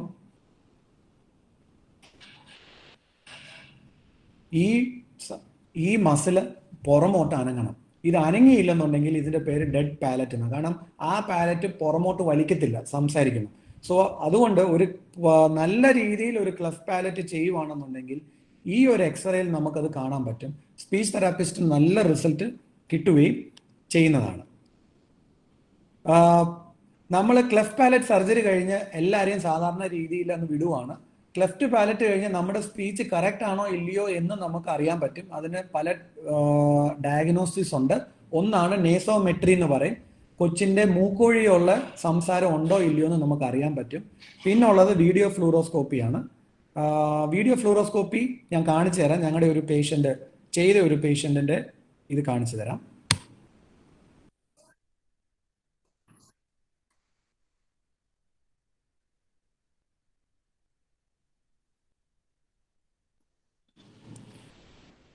സോ നിങ്ങൾക്ക് ഈ കാണാം കൊച്ചിന്റെ സംസാരം സ്ഫുടത വളരെ കറക്റ്റ് ആണ്. ഇതിന്റെ മസിൽ പുറമോട്ട് പോകുന്നുണ്ട്. സോ ഈ ഒരു ഡയഗ്നോസിസ് വളരെ ഇമ്പോർട്ടൻ്റ് ആണ്. ഇത് എപ്പോഴാണ് ചെയ്യുന്നതെന്ന് പറഞ്ഞു കഴിഞ്ഞാൽ കൊച്ചിന് ഒരു ഏകദേശം 4 വയസ്സ് 5 വയസ്സൊക്കെ ആകുമ്പോഴത്തേക്ക് നമ്മുടെ ഇത് വീഡിയോ ഫ്ലൂറോസ്കോപ്പി എന്ന് പറയും. ഈ വീഡിയോ ഫ്ലൂറോസ്കോപ്പി ചെയ്യുമ്പോൾ നമുക്ക് അക്യൂറേറ്റ് ആയിട്ട് അറിയാൻ പറ്റും ഈ കുട്ടിയുടെ അണ്ണാക്ക് ചെയ്തത് കറക്റ്റ് ആണോ അല്ലയോ. ഇതൊരു സ്പീച്ച് തെറാപ്പിസ്റ്റുമായിട്ട് മിക്സപ്പ് ചെയ്യേണ്ട ഒരു കാര്യമാണ്. ഇത് നിങ്ങൾ വളരെ ഇമ്പോർട്ടൻ്റ് ആയിട്ട് മനസ്സിലാക്കേണ്ട ഒരു കാര്യമാണ്. പിന്നുള്ളതാണ് ചികിത്സിക്കുന്ന ടീം. നമ്മൾ ഒരു ആശുപത്രി പോകുമ്പോൾ ചിലപ്പോൾ ഒരു ഡോക്ടറിനെ ആയിരിക്കും കാണുന്നത്. അങ്ങനല്ല ഒരു ക്ലെഫ്റ്റ് നമ്മൾ ട്രീറ്റ് ചെയ്യേണ്ടത്. ഒരു ക്ലെഫ്റ്റിന് ഒരു വലിയൊരു ടീം തന്നെയുണ്ട്. ആ ടീം ഡെഡിക്കേറ്റഡ് ആണ് ആ ക്ലെഫ്റ്റിന് വേണ്ടി മാത്രം. അതിനകത്തൊരു ക്രേനിയോഫേഷ്യൽ സർജൻ ഉണ്ട്, ENT സർജൻ ഉണ്ട്, ഓറൽ സർജൻ ഉണ്ട്, ഓർത്തഡോണ്ടിസ്റ്റ് വേണം, ഡെന്റൽ വിഭാഗം വേണം, പല്ല് വക്കുന്ന ഒരു ഡിപ്പാർട്ട്മെന്റ് വേണം, സ്പീച്ച് തെറാപ്പിസ്റ്റ് വേണം, സ്പീച്ച് പാത്തോളജിസ്റ്റ് വേണം, ഓഡിയോളജിസ്റ്റ് വേണം, ഫീഡിംഗ് നഴ്സ്, നിങ്ങൾക്ക് അറിയാം ഇതൊരു വലിയൊരു ടീം തന്നെയാണ്. അതുകൊണ്ടാണ് നമ്മൾ ഇത് പറയുന്നത് ഇതിനെ ക്ലെഫ്റ്റ് ടീം എന്ന്. സോ ഇത് പുതിയൊരു കാര്യമാണ് നിങ്ങൾക്ക്. അതുകൊണ്ട് ഈ ഒരു പ്രസന്റേഷൻ ഉണ്ടെങ്കിൽ നിങ്ങളെ എനിക്ക് അവയർനെസ് ആണ് തരേണ്ടത്. അവയർനെസ് എന്തെന്ന് പറഞ്ഞു കഴിഞ്ഞാൽ ഒരു ക്ലെഫ്റ്റ് യൂണിറ്റ് വേണം നിങ്ങൾ ചികിത്സിക്കാൻ, അല്ലാതെ ഒരു സിംഗിൾ മാൻ സെന്ററിലല്ല ചികിത്സിക്കേണ്ടത്. ഇതൊരു ക്ലെഫ്റ്റ് യൂണിറ്റ് വേണം. ഇത് പല ടീമുകൾ വേണം നിങ്ങളുടെ കുട്ടിയെ പെർഫെക്ഷനിലോട്ട് കൊണ്ടുവരാൻ. സോ അതൊന്ന് നമ്മൾ മനസ്സിലാക്കേണ്ട ഒരു കാര്യങ്ങളുണ്ട്. നമ്മുടെ സെന്ററിന്റെ ഒരു എന്ന് പറഞ്ഞാൽ ഇപ്പോഴത്തെ വളരെ ഇമ്പോർട്ടൻ്റ് ആയിട്ടുള്ള ഒരു കാര്യമാണ് ഹിയറിംഗ്. നിങ്ങൾ ദയവ് ചെയ്ത് കുട്ടികൾ ക്ലെഫ്റ്റ് പാലറ്റ് ജനിക്കുവാണെന്നുണ്ടെങ്കിൽ അല്ലെങ്കിൽ ഉള്ളവരാണെങ്കിൽ ഹിയറിംഗ് ടെസ്റ്റ് ഡെഫിനറ്റ്ലി ചെയ്യുക. കാരണം മിക്ക കുട്ടികൾക്കും ഹിയറിംഗ് ഒരു പ്രോബ്ലം തന്നെ ഞങ്ങൾ കണ്ടുവരാറുണ്ട്. ഫോളോ അപ്പ് മിക്ക ആൾക്കാരും ഇത് മിസ്സാകുന്ന ഒരു കാര്യമാണ്. ക്ലെഫ്റ്റ് പാലറ്റ് അല്ലെങ്കിൽ ക്ലെഫ്റ്റ് ലിപ്പ് ചെയ്തു കഴിഞ്ഞാൽ അവർ പിന്നെ തിരിച്ചു വരത്തില്ല. അവരുടെ വിചാരം അതുകൊണ്ട് തീർന്നെന്നോ. അങ്ങനല്ല. ക്ലെഫ്റ്റ് ലിപ്പും ക്ലെഫ്റ്റ് പാലറ്റ് കഴിഞ്ഞവർ സ്ട്രിക്റ്റ് ആയിട്ട് ഫോളോ അപ്പ് ചെയ്യണം. അവരുടെ ഡെന്റൽ കാര്യങ്ങൾ ഫോളോ അപ്പ് ചെയ്യണം. അത് വളരെ ഇമ്പോർട്ടൻ്റ് ആണ്. മിക്ക ആൾക്കാരും അത് ചെയ്യാറില്ല. അവരുടെ സ്പീച്ച് നമുക്ക് കറക്റ്റ് ചെയ്തെടുക്കാം. ഒരു വയസ്സിൽ സ്പീച്ച് തെറാപ്പി കൊടുക്കാത്ത ഒരാൾ 10 വയസ്സിൽ വന്ന് സ്പീച്ച് തെറാപ്പി കൊടുത്തു കഴിഞ്ഞാൽ വളരെ ബുദ്ധിമുട്ടാണ് അതിനെ കറക്റ്റ് ചെയ്ത് എടുക്കാൻ. ഇത്രയുമാണ് എനിക്ക് പറയാനുള്ളത്. ഡോക്ടർ, നമുക്ക് ഇനി ക്വസ്റ്റ്യൻസിലോട്ട് പോവാം. പാർട്ടിസിപ്പൻസ് നമ്മൾ ക്വസ്റ്റ്യൻസ് ഉണ്ടെങ്കിൽ ക്വസ്റ്റ്യൻസ് ഒന്നുകിൽ ചാറ്റ് ബോക്സിൽ ടൈപ്പ് ചെയ്യാം, അല്ലെന്നുണ്ടെങ്കിൽ മൈക്ക് ഓൺ ചെയ്തിട്ട് ചോദിക്കാവുന്നതാണ്. മഞ്ജു സ്പീച്ച് ആണ്. അപ്പം സർ, ഞാൻ എല്ലാ രക്ഷിതാക്കൾക്കും വേണ്ടിയാണ് ഈ ചോദിക്കുന്നത്. നമ്മളിപ്പം പല കുട്ടികൾക്കും ചെറിയൊരു ഫിസ്റ്റുല ഉണ്ടെങ്കിൽ ഉടനെ സർജറി വേണോ? സർജറി കഴിഞ്ഞും ഒരു ഹോൾ ഉണ്ടെങ്കിൽ ഉടനെ എത്ര നാള് കഴിഞ്ഞു? ഫിസ്റ്റുല എന്ന് പറയുന്നത് പേഷ്യൻസിന് മനസ്സിലാകാൻ വേണ്ടി അണ്ണാക്ക് ചെയ്ത് കഴിഞ്ഞ് അണ്ണാക്കിൽ പല ഹോളുകൾ കാണും. അതാണ് ഈ ഫിസ്റ്റുല എന്ന് നമ്മൾ പറയുന്നത്. അപ്പൊ ഈ ഹോൾ ഉള്ളപ്പം വരുന്ന ഒരു പ്രോബ്ലം എന്താന്ന് പറഞ്ഞാൽ നമ്മൾ വെള്ളം കുടിക്കുമ്പോഴോ എന്തെങ്കിലും കുടിക്കുമ്പോൾ നമുക്ക് ഒഴി വരും. സോ അത് ഡെഫിനറ്റ്ലി കറക്റ്റ് ചെയ്യണം. 2, ഈ ഹോൾ ഉള്ളതുകൊണ്ട് നമ്മൾ വായിക്കൂട് പ്രൊഡ്യൂസ് ചെയ്യുന്ന സൗണ്ട് മൂക്കൊഴി വരും.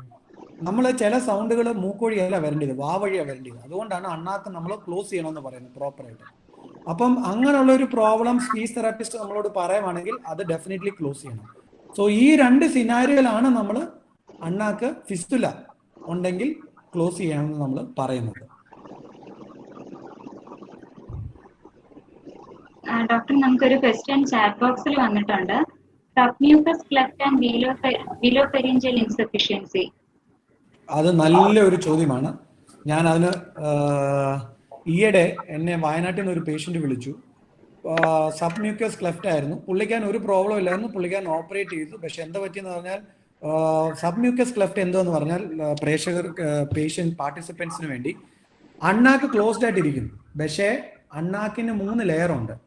നമ്മുടെ oral layer, muscle layer, nasal layer.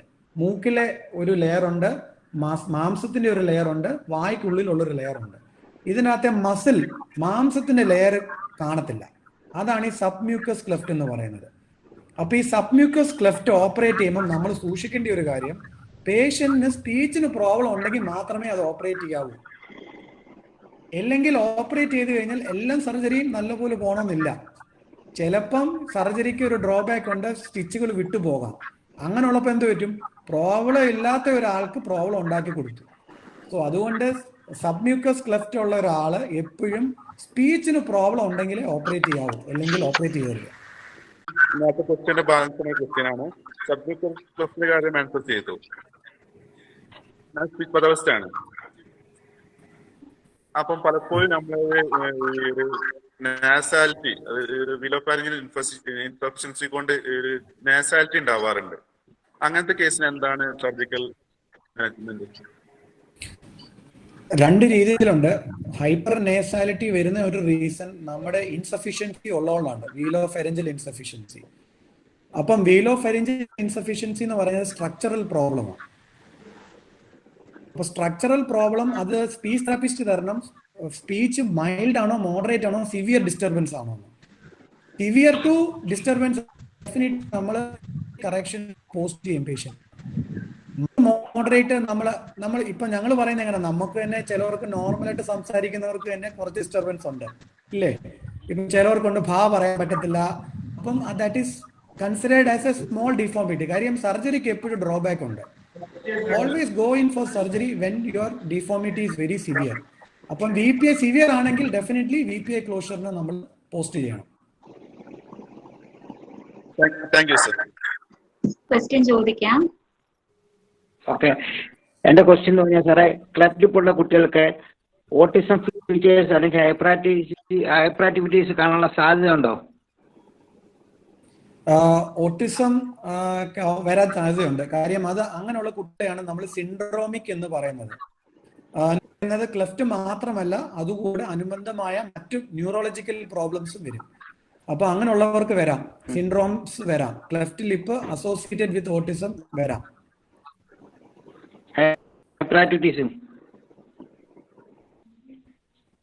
കേട്ടില്ല, ഒന്ന് റിപ്പീറ്റ് ചെയ്യാമോ? ഹൈപ്പർ ആക്ടിവിറ്റി ഉണ്ടാകുമെന്നാണോ? ഡെഫിനറ്റ്ലി. അത് നിങ്ങൾ ഒരു പ്രീ കൗൺസിലിംഗിന് പോയിട്ട് ഓട്ടിസം ഉണ്ടോ ഇല്ലയോ എന്ന് റൂൾ ഔട്ട് ചെയ്യണം. ഓട്ടിസ്റ്റിക് ചൈൽഡ് ആണോ? കാരണം മിക്ക ആൾക്കാരും ഹൈപ്പർ ആക്ടിവിറ്റി ഓട്ടിസം ആകും. അത് തെറ്റാണ്. നിങ്ങൾ അത് കൗൺസിലിംഗിന് പോയി കാണുവാണെങ്കിൽ നിങ്ങൾക്ക് ഡെഫിനറ്റ്ലി നിങ്ങൾക്ക് അതിനെ റൂൾ ഔട്ട് ചെയ്യാൻ പറ്റും ഓട്ടിസ്റ്റിക് ആണോ ഇല്ലയോ എന്നുള്ളത്. അത് ചെയ്യണം, നിങ്ങളത് ചെയ്യണം. അങ്ങനെ കുട്ടികളെ ഓട്ടിസ്റ്റിക് എന്ന് പറയരുത്. കേൾക്കുന്നുണ്ട്, ചോദിച്ചോളൂ. ഞാൻ ഇടുക്കിന്നായിരുന്നു വിളിക്കുന്നത്. എന്റെ മോന് ഇപ്പൊ 18 വയസ്സായി. അവന് നേസോപാരങ്ങൾ കാർസിനോമ എന്ന് പറഞ്ഞ അസുഖം വന്നതായിരുന്നു. അത് കഴിഞ്ഞ് ഞങ്ങൾ മെഷീനിൽ വന്ന് ടെസ്റ്റ് ചെയ്തപ്പോ അവന് നോക്കി സംസാരിക്കുന്നതിന് കുറച്ച് തടസ്സമുണ്ട് പുള്ളിക്ക്. അപ്പൊ സംസാരിക്കുമ്പോൾ മെഷീനിൽ വന്നിട്ട് പറഞ്ഞത് മൂക്കോടെയാണ് ഇതിന് സംസാരം വരുന്നത്, അതുകൊണ്ടാണ് സംസാരം ക്ലിയർ ആകാത്തതെന്നാണ്.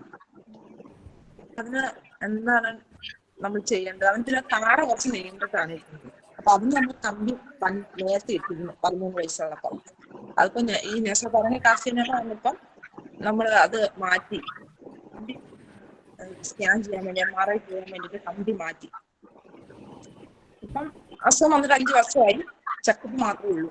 പക്ഷെ നിഷില് ഞങ്ങൾ കാണിക്കാൻ പറഞ്ഞ് ഞങ്ങൾ നിഷില് വന്ന് കാണിച്ചിരുന്നു സംസാരത്തിന്റെ ഇത് അറിയാൻ വേണ്ടിയിട്ട്. അപ്പൊ ഈ ശബ്ദം മൂക്കിക്കൂടെ കൂടുതൽ വരുന്നതുകൊണ്ടാണ് ഇങ്ങനെ സംസാരത്തിന് വൈകില്ലെന്നാണ് അന്ന് അവർക്ക് പറഞ്ഞു വിട്ടത്. നേസോഫാരിഞ്ചൽ കാർസിനോമയാണോ നിങ്ങൾ ഉദ്ദേശിച്ചത്? നേസോപാരങ്ങൾ കാർസിനോമ ക്ലെഫ്റ്റ് പാലറ്റ് അല്ല. അല്ല, നേസോപാരങ്ങൾ കാർസിനോമ എന്നാണ്. ഞങ്ങൾ RCT-യിലാണ് ട്രീറ്റ്മെന്റ് ചെയ്തത്. സർജറി വല്ലതും ചെയ്തായിരുന്നോ? ഇല്ല, സർജറി ഒന്നും ചെയ്തില്ല. കീമോ ചെയ്തു, റേഡിയേഷൻ ചെയ്തു. കഴുത്തിന് 33 റേഡിയേഷൻ ചെയ്തായിരുന്നു. അത് നേസോഫെറിഞ്ചൽ കാർസിനോമ ഏത് സ്ഥലത്തായിരുന്നു ഉള്ളതാണ് നമ്മൾ ഐഡന്റിഫൈ ചെയ്യേണ്ടത്. അപ്പം ഈ ഹൈപ്പർ നേസാലിറ്റി വരാനുള്ള റീസൺ എന്താന്ന് പറഞ്ഞാൽ നമ്മൾ ആലോചിക്കേണ്ടത് നമ്മുടെ ഉരുനാക്കുണ്ട്, ആ ഉരുനാക്കും നമ്മുടെ അണ്ണാക്കും തമ്മിൽ ബന്ധം വരണം. അപ്പം ഈ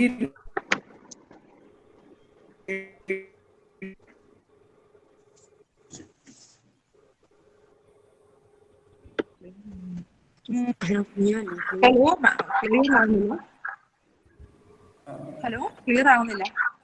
റേഡിയേഷൻ കൊടുത്തായിരുന്നോ?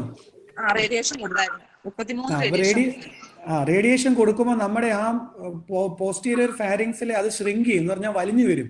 അപ്പൊ അങ്ങനെയുള്ള കുട്ടികൾക്ക് VPI ഇപ്പൊ നമ്മൾ പറഞ്ഞൊരു കാര്യമുണ്ട്, വീലോ ഫെറിഞ്ചൽ ഇൻകോമ്പിറ്റൻസി വരാനുള്ള ചാൻസുകളുണ്ട്. അതുകൊണ്ടാണ് ഹൈപ്പർ നേസാലിറ്റി മൂക്ക് വഴി സൗണ്ട് വരാൻ അതൊരു പ്രോബ്ലമാണ്. റേഡിയേഷൻ ചെയ്യുമ്പോൾ നമ്മുടെ ദശകളെല്ലാം ചുരുങ്ങും, അതൊരു പ്രോബ്ലമാണ്. നമുക്ക് ഇവന് ഇത് അസുഖം വരുന്നതിന് മുമ്പും ഇങ്ങനെ സംസാരത്തിന് വൈകല്യം ഉണ്ടായിരുന്നു. അപ്പം നേസോഫെറിഞ്ചൽ കാർസിനോമ കൊണ്ട് അത് ഏത് മുതലായിരുന്നു? എത്ര വയസ്സ്? 12 വയസ്സല്ലേ? 12 വയസ്സിലാണ് അസുഖം വന്നത്. പക്ഷെ സംസാരിക്കാൻ തുടങ്ങിയ സമയം മുതല് സംസാരത്തിന് കുറച്ച് ഇതുണ്ടായിരുന്നു. വിക്ക് പോലെ ആയിരുന്നു ആദ്യം. വിക്ക് മാറിയിട്ട് അപ്പം അതൊരു കോമ്പൻസേറ്ററി എറർ ആയിരിക്കും. എനിക്കൊന്ന് നിഷിലെ സ്പീച്ച് തെറാപ്പിസ്റ്റ് അതിപ്പോ മാഡം നമ്മളിങ്ങനെ നോക്കിയാൽ മതി. നിങ്ങൾക്ക് കുട്ടി പറയുന്ന മനസ്സിലാവുന്നുണ്ടോ? നമുക്ക് മനസ്സിലാവുന്നുണ്ട്, പക്ഷെ പുറത്തൊരാൾ കേൾക്കുമ്പോ അവർ റിപ്പീറ്റ് ചെയ്ത് പറയേണ്ടി വരുന്നുണ്ട്. ശരി. ഞങ്ങൾ എപ്പോഴും ഈ ഹൈപ്പർ നേസാലിറ്റി ലൈനിൽ കട്ട് ചെയ്യുന്ന എങ്ങനെ പറഞ്ഞാൽ, കുട്ടി പുറത്തിറങ്ങുമോ നിങ്ങളോടല്ലാതെ മറ്റുള്ളവരോട് സംസാരിക്കുമ്പോൾ അവർക്ക് മനസ്സിലാവുന്നുണ്ടോ ഇല്ലയോ എന്നാണ് നമ്പർ 1. അതുണ്ട്. അതുണ്ട്. അപ്പൊ അങ്ങനെ ഉണ്ടെന്നുണ്ടെങ്കിൽ he's able to communicate. Communication error ഇല്ലെന്നുണ്ടെങ്കിൽ, അല്ലെങ്കിൽ ഞാനിപ്പോ ഒരാളോട് പറയാ എനിക്ക് വീട്ടിൽ പോകണം, അയാൾ വീണ്ടും ചോദിക്കുക എങ്ങോട്ട്, എന്തോ പറഞ്ഞ് പുള്ളിക്കാരന് മനസ്സിലാകുന്നില്ല, റിപ്പീറ്റ് ചെയ്തുകൊണ്ടിരിക്കണം. അങ്ങനെയാണെന്നുണ്ടെങ്കിൽ കുട്ടിക്ക് കമ്മ്യൂണിക്കേറ്റ് ചെയ്യാൻ പറ്റുന്നില്ല. അപ്പോൾ എപ്പോഴും നമ്മൾ സർജറി ഒരു ഓപ്ഷൻ ചെയ്യുന്ന എപ്പോഴും കമ്മ്യൂണിക്കേഷൻ എറർ സിവിയർ ആണെങ്കിൽ മാത്രമേ നമ്മൾ സർജറിയിലോട്ട് ഓപ്റ്റ് ചെയ്യാവൂ എന്നുള്ളതാണ്. പിന്നെ എനിക്ക് കേസ് അറിയത്തില്ല, ഞാൻ വേണമെങ്കിൽ നിഷുമായിട്ടൊന്ന് പ്ലാൻ ചെയ്യാം ഈ കേസ് എന്തുവാന്നുള്ളത്. ഓൺലൈൻ ഉള്ളതുകൊണ്ട് ഇപ്പൊ നമുക്ക് ഈ കേസ് പ്ലാൻ ചെയ്യാം. നമുക്ക് ചാറ്റ് ബോക്സിൽ കുറച്ച് ചോദ്യങ്ങൾ വന്നിട്ടുണ്ട്. ശ്രീദേവി ചോദിച്ചിരിക്കുന്നത്, ക്ലെഫ്റ്റ് പേഷ്യൻസിന് എന്തുകൊണ്ടാണ് കേൾവിക്കുറവ് വരുന്നത്? നല്ല ചോദ്യം. ഞാനത് പറയാം. ഉദാഹരണം ഞാൻ പറയാം. നമ്മൾ ഊട്ടിയിലൊക്കെ പോയിട്ടുണ്ട്, എല്ലാവരും ഹിൽ സ്റ്റേഷനിൽ പോയിട്ടുണ്ടല്ലോ. നമ്മൾ ഊട്ടിയിലോട്ട് കയറുമ്പോൾ നമ്മുടെ ചെവി എന്താ പറ്റും, അടഞ്ഞു പോകും ഇല്ലേ? പിന്നെ നമ്മൾ ചെവി തുറക്കാൻ വേണ്ടി എന്ത് ചെയ്യും, കോട്ടുവ വിടും ഇല്ലേ? അതെന്തുവാന്ന് പറഞ്ഞു കഴിഞ്ഞാൽ നമ്മുടെ ചെവിക്കുള്ളിൽ ഒരു സാധനമുണ്ട് കോൾഡ് ഉസ്തേഷ്യൻ ട്യൂബ് എന്ന് പറയും. ആ ട്യൂബ് അടയ്ക്കുമ്പോൾ തുറക്കുന്നതാണ് നമുക്ക് ആ ഡിഫറൻസ് വരുന്നത്. അണ്ണാക്കിലെ 2-3 മസില് ഈ ട്യൂബിൽ ചുറ്റിനുമാണ് ഇരിക്കുന്നത്. അപ്പൊ ഈ അണ്ണാക്കിന്റെ മസിലാണ് ഈ ട്യൂബ് തുറക്കുകയോ അടയ്ക്കുകയോ ഒക്കെ സഹായിക്കുന്നത്. അണ്ണാക്കുള്ള കുട്ടികൾക്ക് ഈ ട്യൂബിന്റെ ഫങ്ഷനിങ് നഷ്ടപ്പെടും. അപ്പൊ എന്ത് പറ്റുമെന്ന് പറഞ്ഞാൽ ചെവിക്കുള്ളിൽ വെള്ളം കെട്ടിക്കിടക്കും. ഈ വെള്ളം കെട്ടിക്കിടക്കുമ്പോഴാണ് കുട്ടികൾക്ക് കേൾവി പ്രോബ്ലം വരുന്നത്. സോ അതുകൊണ്ടാണ് നമ്മൾ കേൾവി ടെസ്റ്റ് ചെയ്യാൻ പറയുന്നത്. ഹലോ മാം, ക്വസ്റ്റ്യൻ ചോദിക്കാമോ? ചോദിച്ചോളേ മാം. സർ, എന്റെ ഒരു ക്ലയന്റ് 10 years ഉണ്ട്, സർജറി കഴിഞ്ഞതാണ്, ക്ലെഫ്റ്റ് ലിപ്പും പാലറ്റും സർജറി കംപ്ലീറ്റ് ആയി. പക്ഷെ കുഞ്ഞിന് സ്റ്റിൽ ഹൈപ്പർ നേസാലിറ്റിയും ഉണ്ട്, ചെറിയ തോതിൽ നേസൽ എമിഷൻസും ഉണ്ട്. അപ്പം പുറത്തുനിന്ന് ഒരാൾക്ക് പെട്ടെന്ന് ആളുടെ ക്ലിയർ സ്പീച്ച് ആയിട്ട് തോന്നത്തുമില്ല. റീസെന്റ് ഒരു പ്രോസ്തസിസ് വെച്ച് ട്രൈ ചെയ്തു, ബട്ട് സ്റ്റിൽ നമുക്ക് കേൾക്കുമ്പോൾ ഒരു വ്യത്യാസം ആ സംസാരത്തിൽ തോന്നുന്നില്ല. ഫർദർ എന്താ ചെയ്യാൻ പറ്റുക? മാഡത്തിന്റെ ഇതില് പ്രോസസ്സസ് വെച്ചിട്ട് ഒന്നും ചെയ്യാൻ പറ്റത്തില്ല. പ്രോസസ്സസ് വെച്ചിട്ട് ആകെ ചെയ്യാനുള്ളത് ഹോൾസ് ഉണ്ടെങ്കിൽ അത് അടച്ചു വെക്കും എന്നുള്ളതാണ്. ഡെഫിനറ്റ്ലി VPA സിവിയർ ആണെങ്കിൽ VPA കറക്ഷൻ സർജറീസ് ചെയ്യണം. Okay, definitely. ഓക്കെ. പിന്നെ സർ, വേറൊരു കുഞ്ഞൊരു 3 years ഓൾഡ് ആണ്. ആ കുഞ്ഞിന് ഇനി ഡെന്റൽ കറക്ഷൻസ് ആണ് ചെയ്യാനുള്ളത്. അപ്പൊ ഈ കോവിഡ് കാരണം അവർക്ക് പറഞ്ഞിരുന്ന ഡേറ്റ് എക്സ്റ്റെൻഡ് ആയി പോകുന്നു. അപ്പൊ അത് കുഞ്ഞിന്റെ സ്പീച്ചിന് ഇനിയും അഫക്ട് ചെയ്യാൻ ചാൻസ് ഉണ്ടോ? ഇല്ല, 3 years നമ്മൾ ഡെന്റൽ ഒന്നും ചെയ്യത്തില്ല. സ്പീച്ച് തെറാപ്പി കൊടുത്താൽ മതി. അത് മാത്രമേ ഉള്ളൂ. ഓക്കെ, അപ്പൊ അത് കുറച്ച് പ്രൊലോങ് ആയത് 8 years മുതലാ. അത്രേ ഉള്ളൂ. Okay okay okay, thank you sir. Hello sir. Hello, ചോദിച്ചോളൂ, ക്വസ്റ്റ്യൻ ചോദിച്ചോളൂ. സാർ, എന്റെ മോന് 6 വയസ്സായി, ബയലാറ്ററൽ ക്ലെഫ്റ്റ് ലിപ്പായിരുന്നു. ഇപ്പം ഒരു 2 ആഴ്ച മുമ്പ് മോന് ഫ്രണ്ടിൽ 2 പല്ലിന്റെ സൈഡിനായിട്ട് ഒരു പല്ല് ഇറങ്ങി കുറുകെ വന്നിരിക്കുകയാണ്. ഫ്രണ്ടിലോട്ട്. മോനിപ്പോ 6 വയസ്സ് കഴിഞ്ഞു. അപ്പൊ അതിന് ഉടനെ കൊണ്ട് ഡെന്റലിൽ കാണിക്കണോ? അവനതൊരു ബുദ്ധിമുട്ടായിട്ടിരിക്കുക. നേരെയല്ല വന്നത്, അത് തിരിഞ്ഞ് ആണ് വന്നിരിക്കുന്നത്. ഇത് പോയി വന്ന പല്ലാണോ? അല്ല, അവിടെ മോന് അവിടെ പല്ലില്ലായിരുന്നു ഇത്രയും ദിവസം, ഗ്യാപ്പായിരുന്നു അവിടെ. ക്ലെഫ്റ്റ് ലിപ്പും പാലറ്റും മാത്രമേ ചെയ്തോളായിരുന്നു. മനസ്സിലായി. അല്ല, ബോൺ ഗ്രാഫ്റ്റിംഗ്. അപ്പം അതാ പറഞ്ഞ 6 വയസ്സിൽ നമ്മളൊരു എക്സ്റേ എടുക്കും. ഈ 6 വയസ്സിൽ എക്സ്റേ എടുത്തിട്ടാണ് നമ്മൾ ഈ പല്ലുകളുടെ വരവിനെ കുറിച്ച് അറിയുന്നത്. എത്ര സമയം എടുക്കും, എതുവഴി പോകുന്നു. ചിലവരുടെ കേസിൽ നേരത്തെ പല്ല് വരും. സോ അതുകൊണ്ട് മാഡം എന്താ ചെയ്യേണ്ടതെന്ന് പറഞ്ഞാൽ ഡെഫിനറ്റ്ലി ഒരു പല്ലിന്റെ എക്സ്റേ എടുക്കും. OPG എന്ന് പറയും. ആ OPG എടുത്തു കഴിഞ്ഞാൽ നിങ്ങൾക്ക് ഡെന്റൽ അല്ലെങ്കിൽ ക്ലെഫ്റ്റ് ടീമിൽ ചെന്ന് കാണിക്കാന്നുണ്ടെങ്കിൽ അവർക്ക് ഇത് മനസ്സിലാവും. അങ്ങനെ ആണെന്നുണ്ടെങ്കിൽ ചില കേസുകളിൽ നമ്മൾ എയർലി ബോൺ ഗ്രാഫ്റ്റിംഗ് ചെയ്യേണ്ടി വരും. സോ യൂഷ്വലി 60 years ആകുമ്പോൾ നമ്മൾ എക്സ്റേ മാൻഡേറ്ററിയാണ്. നമുക്ക് അറിയാൻ പറ്റും പല്ലുകൾ ഏത് സമയത്ത് എപ്പോഴാ വരുന്നതെന്നുള്ളത്. മോനിപ്പോ താഴത്തെ വരിയിൽ ഒരു പല്ലും തനിയെ ആടി ഇളകിയായിരുന്നു. അല്ല, മേളത്തെ പല്ല് എക്സ്റേയില്ല. ചില ഈ ക്ലെഫ്റ്റ് കേസുകൾ എന്താന്ന് പറഞ്ഞാൽ നമ്മുടെ നോർമൽ പല്ല് പോലെ ആയിരിക്കത്തില്ല, ആൾക്കാരുടെ പല്ല് പോലെ ആയിരിക്കത്തില്ല വരുന്നത്. ക്ലെഫ്റ്റില് അവർക്ക് ആൾട്രേഷൻസ് വരും. അപ്പൊ അതുകൊണ്ട് 6 years ഒരു OPG എടുത്താൽ, എക്സ്റേ എടുത്താൽ നമുക്ക് എല്ലാം ജഡ്ജ് ചെയ്യാൻ പറ്റും കറക്റ്റ് ആയിട്ട്. അപ്പൊ ഡെന്റലിൽ കൊണ്ടുപോകണം. അതേ മോന് ജൂബിലിയിലാണ് കാണിച്ചുകൊണ്ടിരിക്കുന്നത്. അങ്ങ് ജൂബിലി തന്നെ അവിടുത്തെ ക്ലെഫ്റ്റ് യൂണിറ്റിൽ ചെന്ന് ഓർത്തോ കാണിച്ചാൽ മതി. കൊറോണയുടെ കേസ് ആയതുകൊണ്ട് അങ്ങോട്ട് അതാണ് എല്ലാവരും നേരിടുന്ന പ്രോബ്ലം. ഇപ്പം നമ്മളിവിടെ യൂണിറ്റിൽ എങ്ങനെയാന്ന് പറഞ്ഞാൽ ടെലിമെഡിസിൻ സ്റ്റാർട്ട് ചെയ്തിട്ടുണ്ട്. ഇപ്പം നമ്മൾ നിഷ് ചെയ്യുന്ന പോലെ. അപ്പം നമ്മുടെ പേഷ്യൻസ് എല്ലാം ഓൺലൈൻ വഴി അയച്ചു തരും.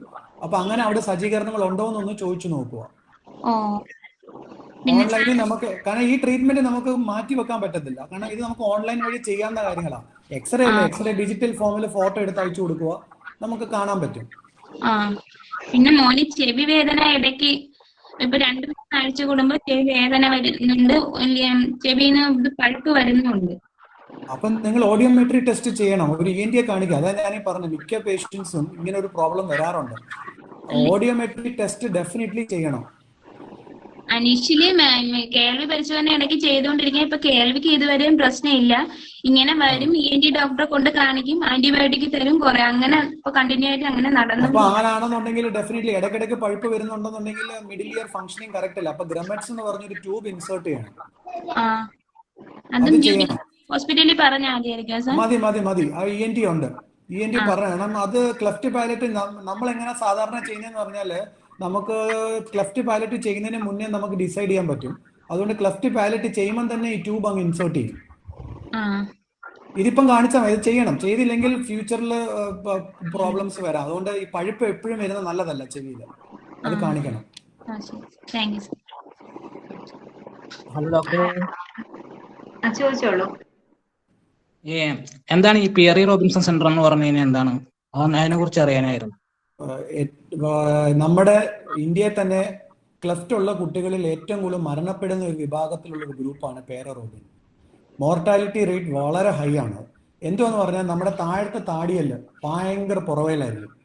താടിയല് പുറയിലാകുമ്പോൾ എന്ത് പറ്റും, നമ്മുടെ നാക്കും ആ താടിയലിലാണ് അറ്റാച്ച് ചെയ്തിരിക്കുന്നത്. നാക്കും അങ്ങ് പുറമോട്ടാവും. ഈ കുട്ടികൾക്ക് നേരെ കിടത്തി കഴിഞ്ഞാൽ നാക്ക് നമ്മുടെ ശ്വാസകോശത്തിൽ ശ്വാസം വിടുന്ന ആ ട്രാക്കിൽ പോയി അടങ്ങിയിരിക്കും. ഇവർക്ക് ശ്വാസം വിടാൻ പറ്റത്തില്ല. ഫീഡിങ് വലിയൊരു പ്രോബ്ലമാണ്. ഇതൊരു വളരെ ക്രിട്ടിക്കലായിട്ടുള്ള ഒരു കേസുകളാണ് ഈ പേര റോബിൻ സിൻഡ്രോം.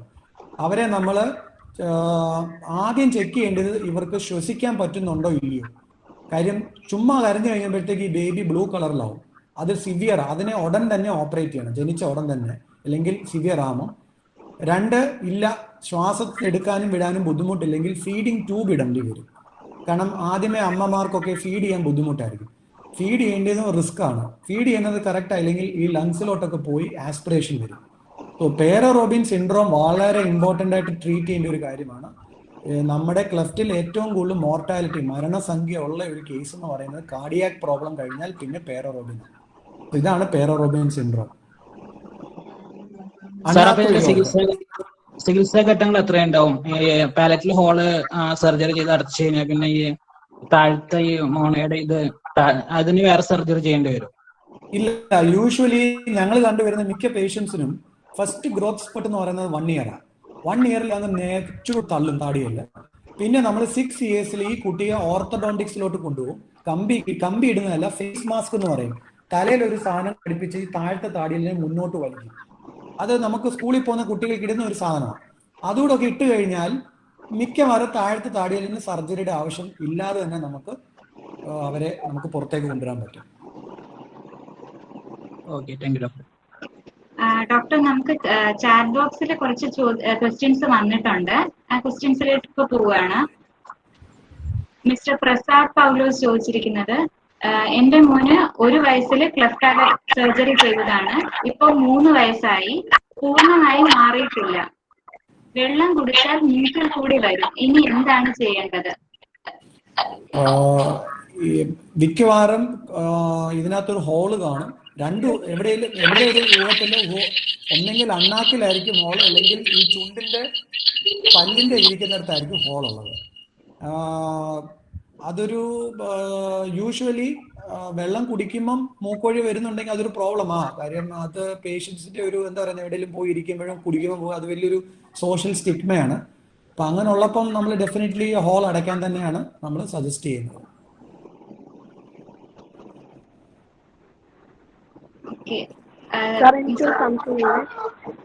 ചോദിച്ചോളൂ. എന്റെ മോൾക്ക് ഇപ്പൊ 5.5 വയസ്സായി. ഫസ്റ്റ് സർജറി കഴിഞ്ഞു. അപ്പൊ മോൾക്ക് ഇപ്പൊ സാറ് പറഞ്ഞതുപോലെ റോബിൻ സ്റ്റീഫൻസ് എന്നൊരു സംഭവം ഉണ്ടായിരുന്നു. അപ്പൊ താടിയിൽ മുന്നേ വളർച്ച കുറവാണ്. അപ്പൊ അത് ഇനി എന്തെങ്കിലും പ്രോബ്ലം ഉണ്ടാക്കുമോ മോൾക്ക്? അല്ല, ഇപ്പൊ താടിയിൽ പുറമോട്ട് തന്നെയാണോ ഇരിക്കുന്നത്? ഒത്തിരി പുറമോട്ടാണോ? ഒത്തിരി പുറകോട്ടല്ല. അപ്പൊ ഡെഫിനറ്റ്ലി എന്താണെന്ന് പറഞ്ഞാൽ മാഡം ഒരു 6 years കഴിയുമ്പോഴത്തേക്ക് ഒരു ഡെന്റൽ ടീമിനെ കാണുക. ഓർത്തോഡോണ്ടിക്സ് എന്ന് പറയും. അപ്പൊ അവര് ഈ ഗ്രോത്ത് മോഡിഫിക്കേഷൻ അപ്ലയൻസ് എന്ന് പറയും. നമ്മുടെ വളർച്ചയെ മോഡിഫൈ ചെയ്യാനുള്ള അപ്ലയൻസസ് ഉണ്ട്. അവരതിട്ട് അതിനെ നമുക്ക് കറക്റ്റ് ചെയ്യാൻ പറ്റും. ഇപ്പൊ മോക്ക് ഒരു പുതിയൊരു പല്ല് വന്നു, പാൽപ്പല്ല് കൊഴിഞ്ഞ് പുതിയൊരു പല്ല് വന്നു. പക്ഷെ അതും അങ്ങനെ ചെറുതായിട്ട് പൊടിഞ്ഞു പോവുകയാ ചെയ്യുന്നത്. പുതിയ പല്ലോ? പുതിയ പല്ല് പൊടിഞ്ഞു പോണു. ഓക്കെ, അപ്പം ഡെഫിനറ്റ്ലി അതൊന്ന് കാണിക്കണം. പീഡിയോഡോണ്ടിസ്റ്റ് എന്ന് പറയും, കുട്ടികളുടെ നോക്കുന്ന ഡോക്ടേഴ്സ്. അപ്പൊ ഫ്ലൂറൈഡ് തെറാപ്പി കൊടുക്കേണ്ട ആവശ്യങ്ങൾ കാണും. അതൊന്ന് ഡെന്റൽ ഡിപ്പാർട്ട്മെന്റിനെ കാണിച്ചാൽ മതി മാഡം. ഓക്കെ ഡോക്ടർ, നമുക്ക് ചാറ്റ് ബോക്സിൽ ഇനിയും ക്വസ്റ്റ്യൻസ് ഉണ്ട്. ആ ക്വസ്റ്റ്യനിലോട്ട് പോവുകയാണ്. ഒരു ക്വസ്റ്റ്യൻ, ജൂലൈയിൽ അണ്ണാക്കിന് 2ാമത്തെ ഒരു സർജറി ഉണ്ടായിരുന്നു. അത് ചെയ്യാൻ കഴിഞ്ഞില്ല കോവിഡ് ആയതുകൊണ്ട്. ഇങ്ങനെ ഡിലേ ആവുന്നത് കൊണ്ട് കുട്ടിക്ക് എന്തെങ്കിലും പ്രശ്നങ്ങൾ ഭാവിയിൽ ഉണ്ടാകുമോ? ഫസ്റ്റ് ഇത് 2ാമത്തെ സർജറിയാണ്. ആദ്യത്തെ സർജറി ചെയ്തിട്ട് 2ാമത്തെ സർജറി എന്തിനാ ചെയ്യുന്നതെന്നുള്ള ഒരു ചോദ്യമുണ്ട്. എൻ്റെ ഒരു ഊഹം ശരിയാണെന്നുണ്ടെങ്കിൽ ക്ലെഫ്റ്റ് പാലറ്റ് വിട്ടുപോയി കാണുമായിരിക്കും, അല്ലെങ്കിൽ ഒത്തിരി വലിയ ഹോൾസ് കാണും. കോവിഡ് ആയതുകൊണ്ട് ഇപ്പൊ നമുക്ക് ആർക്കും എന്താ പറയുന്നത്, കോവിഡ് ടെസ്റ്റ് ചെയ്ത് കഴിഞ്ഞാൽ നെഗറ്റീവ് ആണെങ്കിൽ ചെയ്യാനുള്ളതേ ഉള്ളൂ. ഗവൺമെന്റ് റെസ്ട്രിക്ഷൻസ് ഒന്നും തന്നിട്ടില്ല. നമ്മളിവിടെ ചെയ്യാറുണ്ട്. കോവിഡ് ടെസ്റ്റ് ചെയ്യും, നെഗറ്റീവ് ആണെന്നുണ്ടെങ്കിൽ നമുക്ക് ചെയ്യാം. അത് ഓരോ ഇൻസ്റ്റിറ്റ്യൂഷനെ ഡിപ്പെൻഡ് ചെയ്തിരിക്കും. കഴിഞ്ഞാൽ സ്പീച്ച് ഒരു പ്രോബ്ലം ആണ്. കാരണം നമ്മൾ സർജറി കഴിഞ്ഞിട്ട് വേണം സ്പീച്ച് തെറാപ്പി സ്റ്റാർട്ട് ചെയ്യാൻ, ഇനീഷ്യേറ്റ് ചെയ്യാൻ. സോ വേറെ ബുദ്ധിമുട്ടുകൾ ഇല്ലെന്നുണ്ടെങ്കിൽ ചെയ്യുന്നതായിരിക്കും നല്ലത്. ഡോക്ടർ, നെക്സ്റ്റ് ക്വസ്റ്റ്യനിലോട്ട് പോകാമോ? മിസ്റ്റർ രമേശ് ചോദിച്ചിരിക്കുന്നതാണ്, ക്ലെഫ്റ്റ് പാലറ്റ് സർജറി കഴിഞ്ഞ ഒരു കുട്ടിയാണ് എന്റെ മകൻ ഇപ്പോ 7 വയസ്സായി. ഇപ്പൊ പല്ലുകൾ പുറത്താണ് കിളിർത്ത് വരുന്നത്. പാൽപ്പല്ലുകൾ ഇളകിയിട്ടുമില്ല. എന്താണ് ഞങ്ങൾ ഇനി ചെയ്യേണ്ടത്? ഇതാണ് ഒരു ക്ലെഫ്റ്റ് ടീം വേണ്ടി ഒരു ഇമ്പോർട്ടൻസ്. ഡെഫിനറ്റ്ലി 6 വയസ്സിൽ നമ്മൾ എക്സ്റേ എടുക്കാൻ പറയും. ഈ എക്സ്റേക്കകത്ത് നമുക്ക് കാണാൻ പാൽപ്പല്ലുകൾ പോയിട്ടില്ലെങ്കിൽ അതിന്റെ പോന്റെ ക്രമം അനുസരിച്ച് നമ്മൾ എടുത്തു കൊടുക്കേണ്ടി വരും. മിക്ക പേഷ്യൻസിലും പാൽപ്പല്ലുകൾ ക്ലെഫ്റ്റ് ഉള്ളവർക്ക് പോകാറില്ല. അപ്പോൾ അത് എക്സ്റേക്കകത്ത് ഐഡന്റിഫൈ ചെയ്ത് അതിന്റെ ക്രമം അനുസരിച്ച് നമ്മൾ എടുത്തെടുത്ത് കൊടുത്തു പോകേണ്ടി വരും. സോ ഡെഫിനറ്റ്ലി അവരൊരു ഡെന്റൽ ടീം, ക്ലെഫ്റ്റ് ഡെന്റൽ ടീമിനെ കാണിക്കേണ്ടതാണ്. കാരണം ക്ലെഫ്റ്റ് സംബന്ധമായ കാര്യങ്ങൾ എപ്പോഴും ക്ലെഫ്റ്റ് ടീമിൽ കാണിക്കുന്ന ടീമിൽ ആ ഡോക്ടേഴ്സ് ഉണ്ടെങ്കിൽ അവർക്ക് ഇതിനെക്കുറിച്ച് വലിയൊരു ഐഡിയ ഇല്ല. സോ ഓർത്തോ ഡെഫിനറ്റ്ലി ഡെന്റൽ ടീമിനെ കാണിക്കുക. ഓക്കെ, നെക്സ്റ്റ് ക്വസ്റ്റ്യനിലോട്ട് പോവാം നമുക്ക്. മഞ്ജു മാഡം ചോദിച്ചിരിക്കുന്നത്, കുറച്ച് ക്ലയൻസ് ഒരു സെക്കൻഡ് സർജറിയിലോട്ട് പോവാറുണ്ട് ഹൈപ്പർനെസാലിറ്റി ഉണ്ടെങ്കിൽ. എത്ര നാള് വെയിറ്റ് ചെയ്യണം? അങ്ങനെയാണെങ്കിൽ വെയിറ്റ് ചെയ്യണമെങ്കിൽ എത്ര നാൾ? അതാ ഞാൻ പറഞ്ഞത്. ഈ ഹൈപ്പർ നേസാലിറ്റി എന്ന് പറഞ്ഞാൽ കൊച്ചുങ്ങൾ സംസാരിക്കുമ്പോൾ മൂക്കൊഴി വരുന്ന സൗണ്ട്, അത് സ്ട്രക്ചറൽ പ്രോബ്ലമാണ്. എന്ന് പറഞ്ഞാൽ പാലറ്റ് അനങ്ങുന്നില്ല, പാലറ്റ് VPI ക്ലോഷർ ചെയ്യുന്നില്ല. അങ്ങനെയുള്ള ഒരു കേസ് ആണെന്നുണ്ടെങ്കിൽ അധികം വെയിറ്റ് ചെയ്തിട്ടൊന്നും കാര്യമില്ല. നമുക്കറിയാം വെയിറ്റ് ചെയ്തുകൊണ്ട് പ്രോബ്ലം ഇല്ല, വെയിറ്റ് ചെയ്തുകൊണ്ട് ബെനിഫിറ്റ് ഇല്ല. അതുകൊണ്ട് നമ്മൾ സർജറി തന്നെ ചെയ്യേണ്ടി വരും. അതേസമയം അനങ്ങുന്ന ഒരു പാലറ്റ് VPI ക്ലോഷർ ഉണ്ട്, പക്ഷെ എന്നാലും ഒരു ചെറിയ VPI ഉണ്ടെങ്കിൽ തന്നെ നമുക്ക് വെയിറ്റ് ചെയ്യാം. 5 years വരെ വെയിറ്റ് ചെയ്യാനാണ് ഇന്റർനാഷണൽ പ്രോട്ടോകോൾ അനുസരിച്ച് പറയുന്നത്. പക്ഷേ സ്ട്രക്ചറൽ പ്രോബ്ലം ആണെങ്കിൽ നമ്മൾ വെയിറ്റ് ചെയ്തുകൊണ്ട് പ്രത്യേകിച്ച് ഒരു ബെനിഫിറ്റ് കിട്ടുന്നില്ല. നെക്സ്റ്റ് ക്വസ്റ്റ്യനിലോട്ട് പോവാം. ഹംദ ഹാദി ചോദിച്ചിരിക്കുന്നത്, മോൾക്ക് 5.5 വയസ്സായി, 2 ക്ലെഫ്റ്റ് സർജറി കഴിഞ്ഞു. 8 മാസത്തില് 15 മാസത്തില് ഇപ്പോഴും ചെറിയ ഒരു ഹോൾ ഉണ്ട്. വേറെ ബുദ്ധിമുട്ടൊന്നും ഇല്ല. സംസാരം നല്ല ക്ലാരിറ്റി ഇല്ല. 60% കുഴപ്പമില്ല. ഇനി സർജറി ചെയ്യേണ്ടതുണ്ടോ? ഉണ്ടെങ്കിൽ ഏത് ഏജിലാണ്? നിങ്ങൾ ഫസ്റ്റ് ചെയ്യേണ്ടത് ഒരു സ്പീച്ച് തെറാപ്പിസ്റ്റിനെ കാണണം. സ്പീച്ചിന് തെറാപ്പിസ്റ്റ് പറയാമാണ് പ്രോബ്ലം ഉണ്ടോ ഇല്ലയോ എന്ന്. പ്രോബ്ലം ഒന്നും ഇല്ലെന്നുണ്ടെങ്കിൽ വെറുതെ അങ്ങ് വിടുവോ, അതായിരിക്കും നല്ലത്. മഞ്ജു മാഡം, ഒരു ക്വസ്റ്റ്യൻ, പോസ്റ്റ് ടോൺസിലെക്ടമി ഹൈപ്പർനേസാൽ ക്വസ്റ്റ്യൻ എനിക്ക് തോന്നുന്നു ക്ലിയർ. ഞാൻ പറയാം, എനിക്ക് മനസ്സിലായത്. അതൊരു പ്രോബ്ലം തന്നെയാണ്. എന്തുവാണ് മേഡം ചോദിച്ചതെന്ന് പറഞ്ഞാൽ, നമ്മൾ ടോൺസിലിന്റെ സർജറി കഴിയുമ്പം വീണ്ടും സൗണ്ട് മൂക്കൊഴി വരും. അതെല്ലാവർക്കും വരണമെന്നില്ല, പക്ഷെ ചില കേസുകളിൽ നമ്മൾ കണ്ടിട്ടുണ്ട്. ടോൺസിൽ ഇരിക്കുമ്പോഴത്തേക്ക് ആ സ്പേസ് അങ്ങ് അടഞ്ഞിരിക്കും, അപ്പം മൂക്കൊഴി വരുന്ന ചാൻസ് കുറവാണ്. പക്ഷെ over a period of time നമ്മൾ കണ്ടുവന്നിട്ടുള്ളത് ഇനീഷ്യൽ ഹൈപ്പർനേസാലിറ്റിയെ കാണാറുള്ളൂ. അങ്ങനത്തെ കേസിന് ഡെഫിനറ്റ്ലി സ്പീച്ച് തെറാപ്പി ചെയ്ത് കറക്റ്റ് ചെയ്യാൻ പറ്റുമോ നമ്മൾ നോക്കുക. പക്ഷേ എൻ്റെ ഒരു അറിവില് post nasality due to tonsillectomy resurgery വളരെ റെയർ ആണ്. സാർ, മറ്റൊരു ക്വസ്റ്റ്യൻ ഉണ്ട്. നേസൽ എയർ എമിഷനും ഹൈപ്പർ നേസാലിറ്റിയും തമ്മിലുള്ള ഡിഫറൻസ്. നേസൽ എയർ എമിഷനും ഹൈപ്പർ നേസാലിറ്റി ഡിഫറെന്റ് ഞാൻ പറയാം. ചില കേസുകളിൽ എന്താ പറയുന്നത്, അവരൊരു യൂസ്ഡ് ആയിരിക്കും.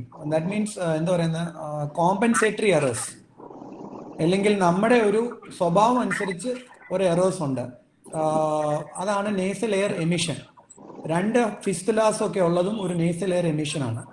ഹൈപ്പർ നേസാലിറ്റി എന്ന് പറയുന്നത് അത് ഡെഫിനറ്റ്ലി നമ്മുടെ സ്പീച്ച് റിലേറ്റഡ് എറേഴ്സ് ആണ്, ആർട്ടിക്കുലേഷൻ എറേഴ്സ് ആണ്. സോ അതാണ് എൻ്റെ ഒരു കൺസെപ്റ്റിലെ difference, nasal air emission versus hyper nasality. Shameena ഒരു ക്വസ്റ്റ്യൻ ചോദിക്കാനുണ്ടെന്ന് പറഞ്ഞിട്ടുണ്ട്, ചോദിക്കാം. ഹലോ ഡോക്ടർ, എന്റെ മോക്ക് 7 വയസ്സായി. പറഞ്ഞോളൂ. 7 വയസ്സായി. അവൾക്ക് ചെവി കൂടെ ഇങ്ങനെ 3 മാസം പ്രസവിച്ച് 3 മാസം മുതൽ ഇങ്ങനെ പഴുപ്പ് വരാറുണ്ട്. ഇപ്പോഴും ഇടയ്ക്കിടയ്ക്ക് ഇങ്ങനെ പഴുപ്പ് വരാറുണ്ട്. ചൊറിച്ചിൽ വന്നിട്ട് ഇൻഫെക്ഷനായി പഴുപ്പ് വരും. ചില സമയങ്ങളിൽ വെള്ളം പോലെ ഇങ്ങനെ ഒഴി വരാറുണ്ട്. പിന്നെ സംസാരിക്കുന്നത് നല്ല ക്ലിയർ അല്ല. 7 വയസ്സായെങ്കിലും ആ 7 വയസ്സിന്റെ സംസാരം അല്ല, കൊച്ചു കുട്ടികളെ സംസാരം പോലെയാണ്. ക്ലെഫ്റ്റ് പാലറ്റ് ആണോ? മുറി അണ്ണാക്കുണ്ടോ? ഇല്ല, അത് കുഞ്ഞിലേക്ക് വെള്ളം കുടിക്കുമ്പോഴത്തേക്കും മൂക്കിൽ കൂടെ വരാറുണ്ടായിരുന്നു. ഇപ്പം വലിയ പ്രശ്നമില്ല, എന്നാലും ഇടയ്ക്കൊക്കെ വരാറുണ്ട്. എപ്പോഴും മൂക്ക് അടഞ്ഞ് സംസാരം, ചില വാക്കുകളെല്ലാം മൂക്കിൽ കൂടെ വരാറുണ്ട്. അപ്പൊ ഡെഫിനറ്റ്ലി ഇതൊരു എനിക്ക് കണ്ടിട്ട് ഒരു സബ് മ്യൂക്കസ് ക്ലെഫ്റ്റ് പോലെ കാണിക്കുന്നത്. മാഡം എന്ത് ചെയ്യണമെന്ന് പറഞ്ഞു കഴിഞ്ഞാല്, നിങ്ങൾ അടുത്തുള്ള ഒരു സ്പീച്ച് തെറാപ്പിസ്റ്റിനെ കാണിക്കുക. ഞാൻ നിശ്ചില് കാണിക്കുന്നുണ്ട്. അപ്പൊ ഞാൻ മാഡം ഒന്ന് നമ്പർ നോട്ട് ചെയ്ത് വെച്ചോ. ഞാനിത് നോക്കിയിട്ട് ഞാൻ തിരിച്ച് പറയാം, ഞങ്ങൾ വിളിക്കാം. ഡോക്ടർ അടുത്ത ഒരു ക്വസ്റ്റ്യൻ ചോദിച്ചിട്ടുണ്ട്. മിസ് രജിത ഒരു ക്വസ്റ്റ്യൻ ഉണ്ട്, ചോദിക്കാം. ഹലോ സർ, എനിക്ക് അറിയേണ്ടത്, നമ്മുടെ ക്ലെഫ്റ്റ് ലിപ്പ് ഉള്ള ഒരു കുഞ്ഞിന് മെഡിക്കൽ ബോർഡ് സർട്ടിഫിക്കറ്റ് സാധാരണ പോലെ ലഭിക്കുമോ, അതോ അതിനകത്ത് എന്തെങ്കിലും ഇൻക്ലൂഡഡ് ക്രൈറ്റീരിയാസ് ഉണ്ടോ എന്നുള്ളതാണ് എനിക്ക് അറിയേണ്ടത്. നമ്മുടെ ഇപ്പോഴത്തെ ഒരു ഇതിലെ ഡിസബിലിറ്റി എന്ന് പറയുന്നത് ക്ലെഫ്റ്റ് ലിപ്പിനെ ഉൾപ്പെടുത്തിയിട്ടില്ല. ക്ലെഫ്റ്റ് പാലറ്റ് സ്പീച്ച് അതൊരു ഡിസബിലിറ്റി ആയിട്ട് ഉൾപ്പെടുത്തിയിട്ടുണ്ട്. സോ ക്ലെഫ്റ്റ് ലിപ്പ് ഉള്ള ഒരു കുട്ടിക്ക് ഡിസബിലിറ്റി ചാൻസ് കുറവാണ്. ക്ലെഫ്റ്റ് പാലറ്റ് ഉള്ള കുട്ടിക്ക് ഡിസബിലിറ്റിക്കുള്ള ഫാക്ടർ കൂടുതലാണ്. ഓക്കെ. അപ്പൊ സാർ, അവര് സർജറിക്ക് ശേഷമാണോ ഇതിന് പോകണ്ടേ, അങ്ങനെ എന്തെങ്കിലും ഒരു ക്രൈറ്റീരിയ വെച്ചിട്ടുണ്ടോ എന്നുള്ളത് അറിയാവോ സർ? ഞങ്ങള് ആക്ച്വലി ഇത് 2 വർഷം മുന്നേ ഇവരെ ഡിസബിലിറ്റിയിൽ പെടുത്താൻ വേണ്ടി നമ്മൾ അന്നത്തെ MPയെ കണ്ടായിരുന്നു. അന്ന് നമ്മൾ അന്വേഷിച്ചപ്പോൾ ഇവരെ ഡിസബിലിറ്റിയിൽ പെടുത്തിയിട്ടില്ല. അപ്പം അന്നത്തെ ലോക്സഭ സ്പീക്കറായ നമ്മുടെ PJ കുര്യൻ സാറിനെ ഞങ്ങൾ ഇത് കണ്ടായിരുന്നു. അപ്പം അദ്ദേഹം പറഞ്ഞത് ഉൾപ്പെടുത്തണം എന്നുണ്ടെങ്കിൽ നിങ്ങൾ ഒരു റാലിയൊക്കെ സംഘടിപ്പിക്കണം. അത് ഡെഫിനറ്റ്ലി നല്ലൊരു ചോദ്യമാണ്. ഇൻഫാക്ട് നമുക്ക് ഈ ക്ലെഫ്റ്റ് ലിപ്പ് ആൻഡ് പാലറ്റിനെ ഡിസബിലിറ്റി ഉൾപ്പെടുത്തണം. സോ മേ ബി അതിനുള്ള ഒരു അവയർനെസ് നമ്മൾ ക്രിയേറ്റ് ചെയ്തിട്ട് ഇപ്പോഴത്തെ ഡിസബിലിറ്റി ലിസ്റ്റിൽ ഇതിനെ ഉൾപ്പെടുത്തിയിട്ടില്ല മാഡം. നമുക്ക് അതിനെ ഉൾപ്പെടുത്തണം. ഓക്കെ രജിത. സാർ, ഒരു നെക്സ്റ്റ് ക്വസ്റ്റ്യൻ മിസ് ജസീന ചോദിച്ചിരിക്കുന്നത്, feeding strategies cleft lip and palate newborn കുട്ടികളിലുള്ള ഫീഡിംഗ് സ്ട്രാറ്റജീസും പിന്നെ കോംപ്ലിക്കേഷൻസും. നമ്മള് 2 മാസം മുന്നേ കേരള ഗവൺമെന്റ് മുഖേന ഹെൽത്ത് സർവീസിന്റെ മുഖേന കോവിഡിന് മുന്നേ എല്ലാ ജില്ലയിലെയും ഹെൽത്ത് വർക്കേഴ്സിനും DHSനും നമ്മൾ ട്രെയിനിങ് കൊടുത്തിട്ടുണ്ട്. ഫീഡിംഗ് ഇൻസ്ട്രക്ഷൻസ് അത് വളരെ ഇമ്പോർട്ടന്റ് ആണ്. അപ്പം കാര്യം എന്ന് പറഞ്ഞാൽ മിക്ക ബേബീസിനും ഫീഡിങ് കറക്റ്റ് പോകാത്തതുകൊണ്ട് അവരുടെ വെയിറ്റ് ഗെയിനിങ് വളരെ പുവറാണ്. നമ്മൾ അതുകൊണ്ട് എന്ത് ചെയ്തെന്ന് പറഞ്ഞാൽ നമ്മളൊരു വീഡിയോ ഉണ്ടാക്കിയിട്ടുണ്ട്. ആ വീഡിയോക്കകത്ത് എങ്ങനെ പാല് കൊടുക്കണം, ബ്രസ്റ്റ് ഫീഡിങ് എങ്ങനെ കൊടുക്കണം ക്ലെഫ്റ്റ് ലിപ്പ് പേഷ്യൻസിന്, അതിനൊരു വീഡിയോ ഉണ്ട്. ഇൻട്രസ്റ്റ് ഉള്ളവർ കോൺടാക്ട് ചെയ്താൽ മതി, ഞങ്ങളത് അയച്ചു തരാം. അതൊരു നല്ലൊരു വീഡിയോ ആണ്, മലയാളത്തിലാണ്. അത് യൂഷ്വലി കണ്ട് മിക്ക അമ്മമാർക്കും യൂസ്ഫുൾ ആയിട്ടുണ്ട്. സോ ഈ ഫീഡിങ് ഇൻസ്ട്രക്ഷൻ ട്രെയിനിങ് വീഡിയോസ് ഉണ്ട്, അത് നമുക്ക് ഡിസ്ട്രിബ്യൂട്ട് ചെയ്യാം. ഡോക്ടർ നേരത്തെ ചോദിച്ചൊരു ക്വസ്റ്റ്യന്റെ കണ്ടിന്യൂഷൻ ആണ് മിസ്റ്റർ പ്രസാദ് പൗലോസ് ചോദിച്ചിരിക്കുന്നത്. 1 ഇയറിൽ സർജറി ചെയ്തെങ്കിലും പൂർണ്ണമായും അടച്ചിട്ടില്ലായിരുന്നു, സംസാരം കുറവാണ്, ഹോൾ ഉള്ളത് കൊണ്ടാണ് സംസാരം ശരിയാകാത്തത്.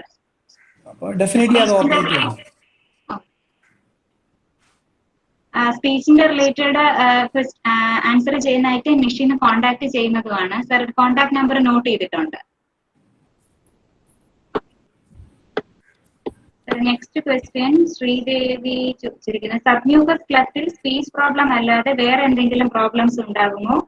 സബ്മ്യൂക്കസ് ക്ലെഫ്റ്റ് എങ്ങനെ ഐഡന്റിഫൈ ചെയ്യാം?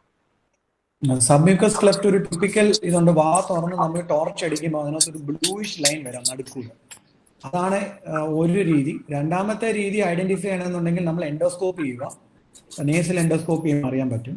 യൂഷ്വലി സബ്മ്യൂക്കസ് ക്ലെഫ്റ്റ് ഉള്ളവർക്ക് പ്രോബ്ലം വരുവാണെങ്കിൽ definitely hyper nasality problem, 2 nasal regurgitation, കഴിക്കുന്ന ഭക്ഷണം മൂക്കുവഴി വരാനുള്ള ചാൻസ് ഉണ്ട്. പക്ഷെ അതിനകത്ത് കൂടുതൽ ഹൈപ്പർ നേസാലിറ്റിയാണ്. 70% സബ്മ്യൂക്കസ് ക്ലെഫ്റ്റ് പ്രോബ്ലം ഇല്ലാത്തവരാണ്, 30% പ്രോബ്ലം വരത്തുള്ളൂ. സർ ഒരു ക്വസ്റ്റ്യനും കൂടെ ഉണ്ട്. ക്ലെഫ്റ്റ് ലിപ്പ് ആൻഡ് പാലറ്റ് സർജറിയുടെ പോസ്റ്റ് സർജിക്കൽ കോംപ്ലിക്കേഷൻസ് എന്തൊക്കെയാണ്? Cleft lip and palate, cleft ലിപ്പിനും പാലറ്റിനുള്ള ഒരു പ്രോബ്ലം സ്റ്റിച്ച് വിട്ടുപോവുക വളരെ കോമൺ ആണ്. അതിനകത്ത് ക്ലെഫ്റ്റ് പാലറ്റിനാണ് അത് കോമൺ. കാര്യം എന്ന് പറഞ്ഞാൽ ഈ കുട്ടികൾ ഓപ്പറേറ്റ് ചെയ്ത് കഴിഞ്ഞാൽ പിന്നെ വാ തുറക്കത്തില്ല, പിന്നെ ക്ലീനിങ് നടക്കത്തില്ല. പിന്നെ ചിലവർക്കുള്ള ഹാബിറ്റ് ഉണ്ട്, സ്പൂണൊക്കെ ഫീഡിങ് ഒക്കെ ചെയ്യാൻ നേരം സ്പൂൺ ഫീഡിങ് അത് പോയി ഇടിക്കും. കുട്ടികൾ എന്തെങ്കിലും നാക്കിട്ട് ആ അണ്ണാക്കിനെ ടച്ച് ചെയ്തുകൊണ്ടിരിക്കും. സോ കോംപ്ലിക്കേഷൻ മോസ്റ്റ്ലി കണ്ടുവരുന്നത് ക്ലെഫ്റ്റ് പാലറ്റ് ഉള്ളവർ ക്ലെഫ്റ്റ് പാലറ്റ് തുറന്നു പോകുന്നതാണ്. അതാണ് കോമൺ ആയിട്ട് നമ്മൾ കണ്ടുവരുന്നത്. നമ്മുടെ പാർട്ടിസിപ്പൻസിന് വേറെ ചോദ്യങ്ങൾ ഉണ്ടെങ്കിൽ ചോദിക്കാവുന്നതാണ്. സർ ഒരു ക്വസ്റ്റ്യൻ നമുക്ക് ചാറ്റ് ബോക്സിൽ വന്നിട്ടുണ്ട്, ഞാൻ വായിക്കാം. ക്ലെഫ്റ്റ് പാലറ്റ് സർജറിയുടെ അപ്രോക്സിമേറ്റ് കോസ്റ്റ് എത്രയാണ്? ഗവൺമെന്റ് സ്കീംസ് എന്തെങ്കിലും ഉണ്ടോ റിക്വയർമെന്റ്സ് മീറ്റ് ചെയ്യാനായിട്ട്? ഞങ്ങളുടെ യൂണിറ്റില് ഫ്രീ ആയിട്ട് സർജറി ചെയ്യുന്നുണ്ട്. അവർക്ക് എന്താ വേണമെന്ന് പറഞ്ഞാൽ അവര് local authority, village officer, panchayat member, MLA 6 ഒരാളുടെ ഒരു ലെറ്റർ പാഡിൽ ലെറ്റർ വേണം. സാമ്പത്തിക ശേഷി പിന്നോക്കമുള്ള ആളാന്ന് പറഞ്ഞൊരു ലെറ്റർ ഉണ്ടെന്നുണ്ടെങ്കിൽ നമുക്ക് ഫ്രീ ആയിട്ട് നമുക്ക് സർജറി ചെയ്തു കൊടുക്കാൻ പറ്റും. പ്രൈവറ്റില് പേയ്മെന്റ് കാറ്റഗറി ആണെങ്കിൽ ലിപ്പിന് എനിക്ക് തോന്നുന്നത് ഏകദേശം 30,000 rupees to 60,000 rupees വരെ ആകും. അപ്പൊ ഇങ്ങനെ ഒരു ലെറ്റർ നിങ്ങൾക്ക് ഉണ്ടെന്നുണ്ടെങ്കിൽ, സാമ്പത്തിക ശേഷി പിന്നോക്കം നിൽക്കുന്ന ആളാണെന്നുള്ള ലെറ്റർ ഉണ്ടെന്നുണ്ടെങ്കിൽ നമുക്ക് ഞങ്ങൾ ഇവിടെ ഫ്രീ ആയിട്ടാണ് ചെയ്യുന്നത്. ഡോക്ടർ ഇനിയും ക്വസ്റ്റ്യൻ വന്നിട്ടുണ്ട്, വായിക്കട്ടെ. ക്ലെഫ്റ്റ് ലിപ്പ് പാലറ്റിന്റെ കറക്ഷന് ശേഷം കോസ്മെറ്റിക് സർജറി എന്തൊക്കെയാണ്? ക്ലെഫ്റ്റ് ലിപ്പിന്റെ ശേഷം കോസ്മെറ്റിക് സർജറി ഞാൻ പറയാം. 1 മൂക്ക്, 2 താടി എല്ലിന്റെ സർജറി, 3 ചുണ്ടുകൾക്ക് തിക്നെസ് കിട്ടത്തില്ല, എന്തെങ്കിലുമൊക്കെ ഡിഫറൻസ് വരും, അവിടെയൊക്കെ നമ്മൾ ഫാറ്റ് ഗ്രാഫ്റ്റിങ് അങ്ങനെയൊക്കെയാണ് ഉള്ള കോസ്മെറ്റിക് പ്രൊസീജിയേഴ്സ് ചെയ്യാറുള്ളത്. സർ അടുത്ത ക്വസ്റ്റ്യൻ, ഡെഡ് പാലറ്റ് ഉള്ള പേഷ്യൻസിന് ഏത് സർജിക്കൽ മെത്തേഡാണ് സ്യൂട്ടബിൾ, മോർ ബെനിഫിഷ്യൽ? ഡെഡ് പാലറ്റിന് എന്താ ചെയ്യണമെന്ന് പറഞ്ഞാൽ ഡെഫിനറ്റ്ലി ഞങ്ങൾ ഇപ്പം ചെയ്യുന്നതെന്ന് പറഞ്ഞാൽ ഞങ്ങളുടെ ഒരു മോഡിഫൈഡ് ടെക്നിക്ക് ഉണ്ട്. നമ്മൾ പാലറ്റിന്റെ ബാക്ക് വശം വെച്ച് കട്ട് ചെയ്തിട്ട് പാലറ്റിനെ ലെങ്തൻ ചെയ്തിട്ട് ബയലാറ്ററൽ ബക്സിനേറ്റർ ഫ്ലാപ്സ് ഇടും. അപ്പം പാലറ്റ് ലെങ്തൻഡ് ആയി മസിൽ അനാസ്റ്റമോസിസ്. അതാണ് നമ്മൾ ഫുൾ പാലറ്റിനെ ടച്ച് ചെയ്തില്ല, പോസ്റ്റീരിയർ പാലറ്റ് മാത്രമേ നമ്മൾ ലെങ്തൻ ചെയ്തിട്ടുള്ളൂ ബക്സിനേറ്റർ ഫ്ലാപ്പ് വെച്ചിട്ട്. സാർ ഒരു ക്വസ്റ്റ്യനും കൂടി വന്നിട്ടുണ്ട്, സോണ പെലിസിഡ സബ്മ്യൂക്കസ് ക്ലെഫ്റ്റിനെ കുറിച്ച് ഒന്ന് പറയാമോ? സോണ പെലിസിഡ എന്ന് പറയുന്ന ഒരു ലെയർ ആണ്. എല്ലാത്തിനും സബ്മ്യൂക്കസ് ക്ലെഫ്റ്റ് എന്നാണ് ഇടുന്നത്. സബ്മ്യൂക്കസ് ക്ലെഫ്റ്റ് ഞാൻ മുമ്പേ ഓൾറെഡി ഡിസ്കസ് ചെയ്തിട്ടുണ്ട്. അതിന് ട്രീറ്റ്മെന്റ് ഞാൻ പറഞ്ഞല്ലോ, പ്രോബ്ലംസ് ഉണ്ടെങ്കിൽ മാത്രമേ അതിനെ ഓപ്പറേറ്റ് ചെയ്യാൻ മതിയാവും.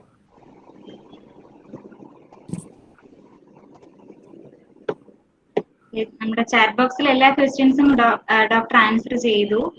ഇനി മറ്റാർക്കെങ്കിലും ചോദ്യങ്ങൾ ഉണ്ടെങ്കിൽ ചോദിക്കാം, മൈക്ക് ഓൺ ചെയ്തിട്ട്.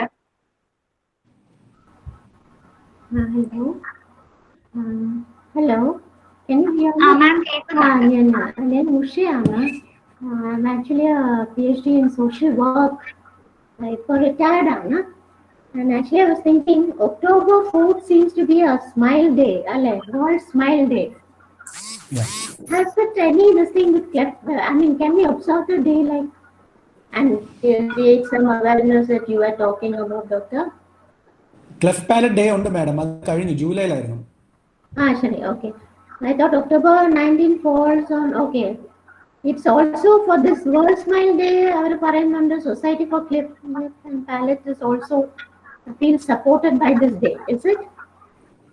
നമുക്കുള്ള സൊസൈറ്റി എന്ന് പറയുന്നത് കോമൺ ആയിട്ട് നമ്മൾ ഫോളോ ചെയ്യുന്ന society American cleft lip and palate സൊസൈറ്റിയാണ്. Okay. പിന്നെയുള്ള society European cleft lip and palate society. ഈ രണ്ട് ഗ്രൂപ്പാണ് മാക്സിമം ലിറ്ററേച്ചേഴ്സ് പ്രൊഡ്യൂസ് ചെയ്യുന്നത്. Okay, okay.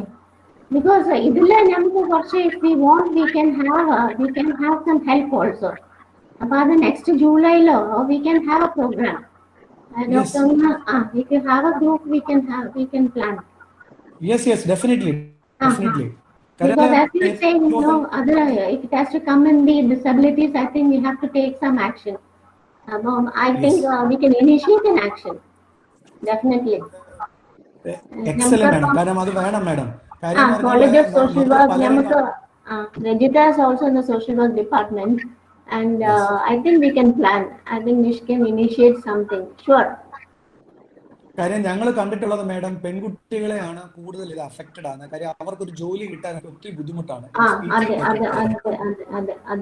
അപ്പം ഇങ്ങനെ ഒരു ഡിസബിലിറ്റി വരുവാണെങ്കിൽ അവർക്ക് വളരെ യൂസ്ഫുൾ ആയിരിക്കും അത്. I think I hope and we can plan accordingly. We'll initiate anyway. I think July, if you are missing October, July we can observe the day, doctor. Anything, ഞാൻ അതിനു വേണ്ടി ഫുൾ ആണ്. ഞാൻ വേണമെങ്കിൽ വരാം. We'll plan something. Okay. Thank you, sir. Thank you. Hello sir. ചോദിച്ചോളൂ, question ചോദിച്ചോളൂ, കേൾക്കുന്നുണ്ട്. സാർ, ഞാൻ നേരത്തെ വിളിച്ചതിൽ മോന്റെ പല്ലിന്റെ കാര്യം പറയുന്നുണ്ട്. ജൂബിലി വിളിച്ച് ഒരു പക്ഷെ അവിടെ അപ്പോയിന്റ്മെന്റ് കിട്ടിയില്ലെങ്കിൽ സാറിനെ വിളിച്ചാ അവന് ചെയ്യാൻ. എന്റെ ഫോണിൽ വിട്ട് തന്നാൽ മതി, ഞാൻ ഹെൽപ്പ് ചെയ്ത് തരാം. ഇൻ കേസ് നമുക്കിപ്പോ തൽക്കാലം ഒന്നും ചെയ്യണ്ടെങ്കിൽ ഒന്നും വേണ്ട. അപ്പൊ എന്റെ ഫോണിൽ വാട്സ്ആപ്പ് ഉണ്ട്, അങ്ങോട്ട് വിട്ട് തന്നാൽ മതി. നമുക്ക് ടെലിമെഡിസിൻ വഴി ഹെൽപ്പ് ചെയ്ത് തരാം, ഒരു കുഴപ്പമില്ല.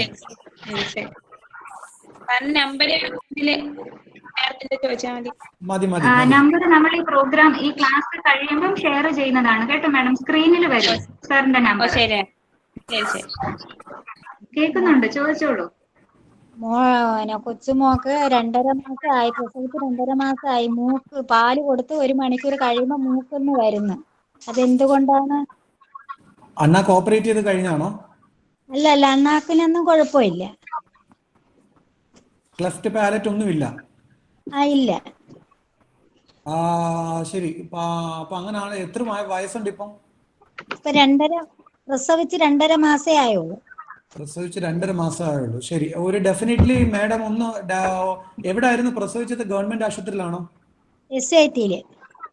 അപ്പം ക്ലെഫ്റ്റിനെ കുറിച്ച് ഒന്നും ആ ബുക്കിനകത്ത് എഴുതിയിട്ടില്ലല്ലോ? ഇല്ല. ശരി. ഫീഡിങ് കൊടുക്കുന്നത് എങ്ങനെ? കിടത്തിയാണോ കൊടുക്കുന്നത്? അല്ല, ഇരുന്നാണ് പാല് കൊടുക്കുന്നത്. പാല് കൊടുത്ത് 1 മണിക്കൂർ കഴിഞ്ഞ് തൊട്ടിലൊക്കെ വെച്ച് കിടത്തുമ്പോഴത്തേക്ക് മൂക്കൊന്ന് ഇറങ്ങി വരും. ഛർദിക്കുമ്പം ഡെഫിനറ്റ്ലി മൂക്കുവഴി ഇറങ്ങി വരാം. അപ്പൊ അതിന്റെ അർത്ഥം എന്ന് പറയുന്നത് താഴത്തെ താടിയിൽ എങ്ങനെ പുറമോട്ടാണോ ഇരിക്കുന്നത്? അല്ല. അപ്പം പേരറോബിൻ ഇല്ല. അപ്പൊ എന്താണെന്ന് പറഞ്ഞാൽ നമ്മള് ഫീഡ് ചെയ്ത് കഴിഞ്ഞ് ബർപ്പ് ചെയ്തിട്ടേ കിടത്താവും. പുറയിലിട്ട് തട്ടണം കുറച്ചു നേരം. എന്നിട്ട് കൊച്ചൊരു ഈ ബർപ്പ് ചെയ്യുന്ന പോലെ ഒരു ഇത് വരും. ഞാനൊരു കാര്യം ചെയ്യാം മാഡം, ഈ കാര്യം ഞാൻ ഫോൺ വഴി ഡിസ്കസ് ചെയ്യാം. ഒന്ന് സംഗീത ഒന്ന് പേരൊന്ന് എഴുതി എടുത്താൽ മതി. Hello sir. കേൾക്കുന്നുണ്ട്, ചോദിക്കാം. എന്റെ മോൾക്ക് 5.5 വയസ്സായി. ചോദിച്ചോളൂ. അപ്പോൾ 8ാം മാസത്തിലും 15ാം മാസത്തിലും 2 സർജറി കഴിഞ്ഞു ക്ലെഫ്റ്റിന്റെ. അപ്പൊ ഇപ്പോഴും ഒരു ചെറിയ ഹോൾ ഉണ്ട്. സ്പീച്ചിന് എന്തെങ്കിലും പ്രോബ്ലം ഉണ്ടോ? ചെറുത് ഒരു 60% ഞങ്ങൾക്ക് കുഴപ്പമില്ല. ബാക്കി പുറത്തുനിന്നൊക്കെ വരുമ്പോ നല്ലതാണൊക്കെ അവർക്ക് മനസ്സിലാവുന്നില്ല ചിലർക്ക്. സ്പീച്ച് തെറാപ്പിസ്റ്റിനെ കാണിച്ചായിരുന്നോ നിങ്ങള്? ഞാൻ ഇഷ്ടില് കാണിക്കുന്നുണ്ട്. മൂക്കൊഴി വെള്ളം വരുന്നുണ്ടോ? അല്ലേ, കഴിക്കുമ്പോഴൊന്നും വേറെ പ്രശ്നങ്ങളൊന്നുമില്ല, വേറെയുള്ള ബുദ്ധിമുട്ടുകളൊന്നുമില്ല. പക്ഷെ ഈ സംസാരത്തിൽ ചെറിയൊരു ക്ലാരിറ്റി കുറവുണ്ട്. അത് കുഴപ്പമില്ല മാഡം, അതിന് സർജറിയുടെ എനിക്ക് തോന്നുന്നില്ല ഇന്റർവെൻഷൻ ഉണ്ടെന്ന്. അപ്പൊ ഞാൻ എന്താ ചെയ്യാന്ന് പറഞ്ഞാല് ഡെഫിനറ്റ്ലി നിഷിലെ ടീം അങ്ങനെ ഒരു സ്ട്രക്ചറൽ പ്രോബ്ലം ഉണ്ടെങ്കിൽ നമ്മളെ ഡെഫിനറ്റ്ലി അറിയിക്കും.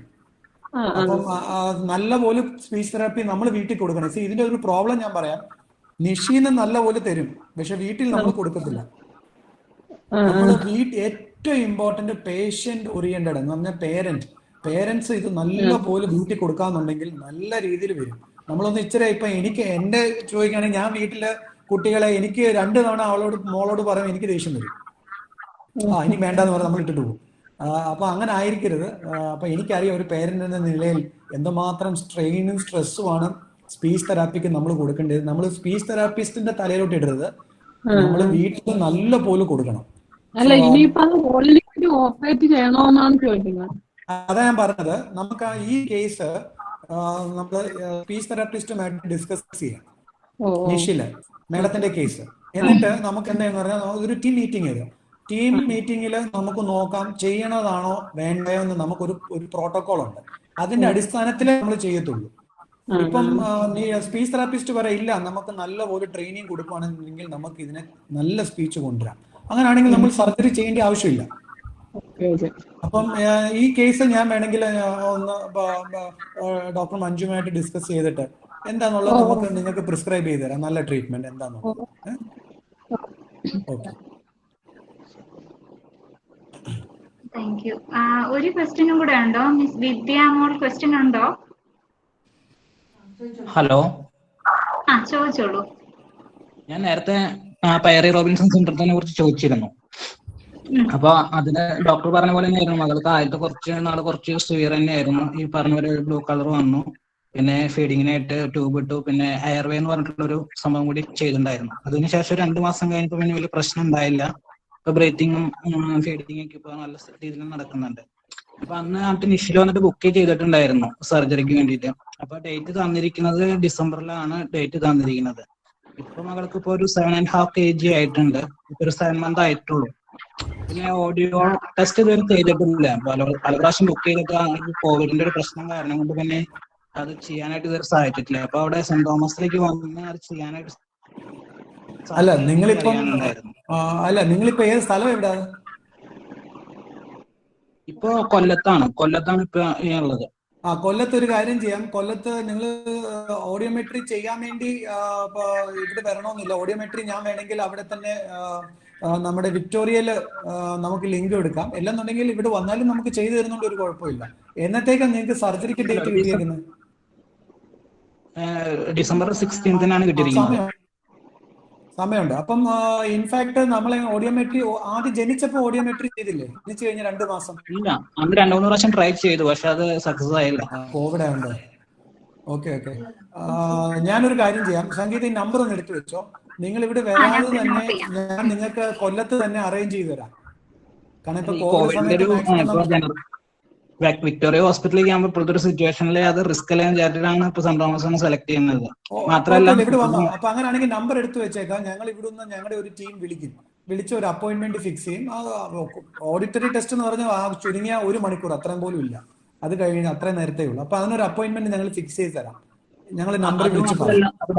ഡോക്ടർ പറഞ്ഞല്ലോ ഇപ്പൊ 8 kg ഉണ്ടെങ്കിൽ നമുക്ക് അതിനേക്കാൾ നേരത്തെ ചെയ്യാം. 8 kg വന്നു കഴിഞ്ഞാൽ അപ്പൊ നമുക്ക് ഈ ഡിസംബർ എന്നുള്ളത് കുറച്ചുകൂടി ഇങ്ങോട്ട് മുന്നോട്ട് വെക്കാൻ പറ്റുമോ? ആ സർജറി വെയിറ്റ് എത്ര ഉണ്ട് ഇപ്പം?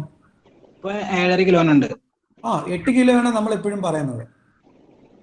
അപ്പൊ ഏതായാലും അത് അവിടെ വന്നിട്ടൊന്ന് ഡോക്ടറിനെ കണ്ടിട്ട് നമുക്ക് ഞാൻ ചെയ്യാം. അപ്പൊ നിങ്ങളുടെ നമ്പറിൽ കോൺടാക്ട് ചെയ്യാം ഞങ്ങൾ. Okay doctor. ശരി ശരി. നമ്മൾ ടെസ്റ്റിംഗ് ചെയ്യുന്നുണ്ട് കേട്ടോ. കോവിഡ് പ്രോട്ടോകോൾ വെച്ചിട്ട് ഇനിഷ്യലി ടെസ്റ്റിംഗ് ചെയ്യുന്നുണ്ട്. എന്തായാലും നമ്മൾ കോൺടാക്ട് ചെയ്യാം. ഈ നമ്പറിൽ കോൺടാക്ട് ചെയ്യാം.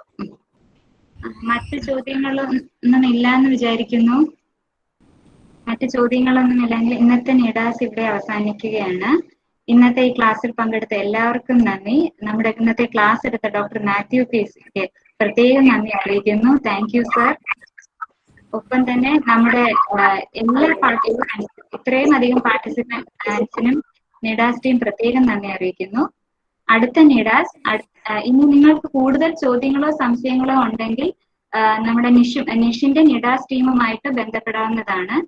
സ്ക്രീനിൽ നമ്മുടെ സ്പീക്കറിന്റെ ഡോക്ടർ മാത്യുവിന്റെ കോൺടാക്ട് നമ്പറും നിഡാസ് ടീമിന്റെ നമ്പറും വരും. നോട്ട് ചെയ്യാം. അടുത്ത നിഡാസ് അടുത്ത മാസം 3-ാമത്തെ ശനിയാഴ്ചയാണ്, സെപ്റ്റംബർ 19-ന്. വിഷയം തിരഞ്ഞെടുത്തിരിക്കുന്നത് ഈ ക്ലെഫ്റ്റ് ലിപ്പ് പാലറ്റ് കൊണ്ട് തന്നെ ഉണ്ടാകുന്ന സ്പീച്ച് സംബന്ധമായ പ്രശ്നങ്ങളെ കുറിച്ച് ഡിസ്കസ് ചെയ്യാൻ വേണ്ടിയിട്ടാണ്. അടുത്ത മാസം 3-ാമത്തെ ശനിയാഴ്ച അടുത്ത നിഡാസ്. നിർത്തുന്നു. Thank you.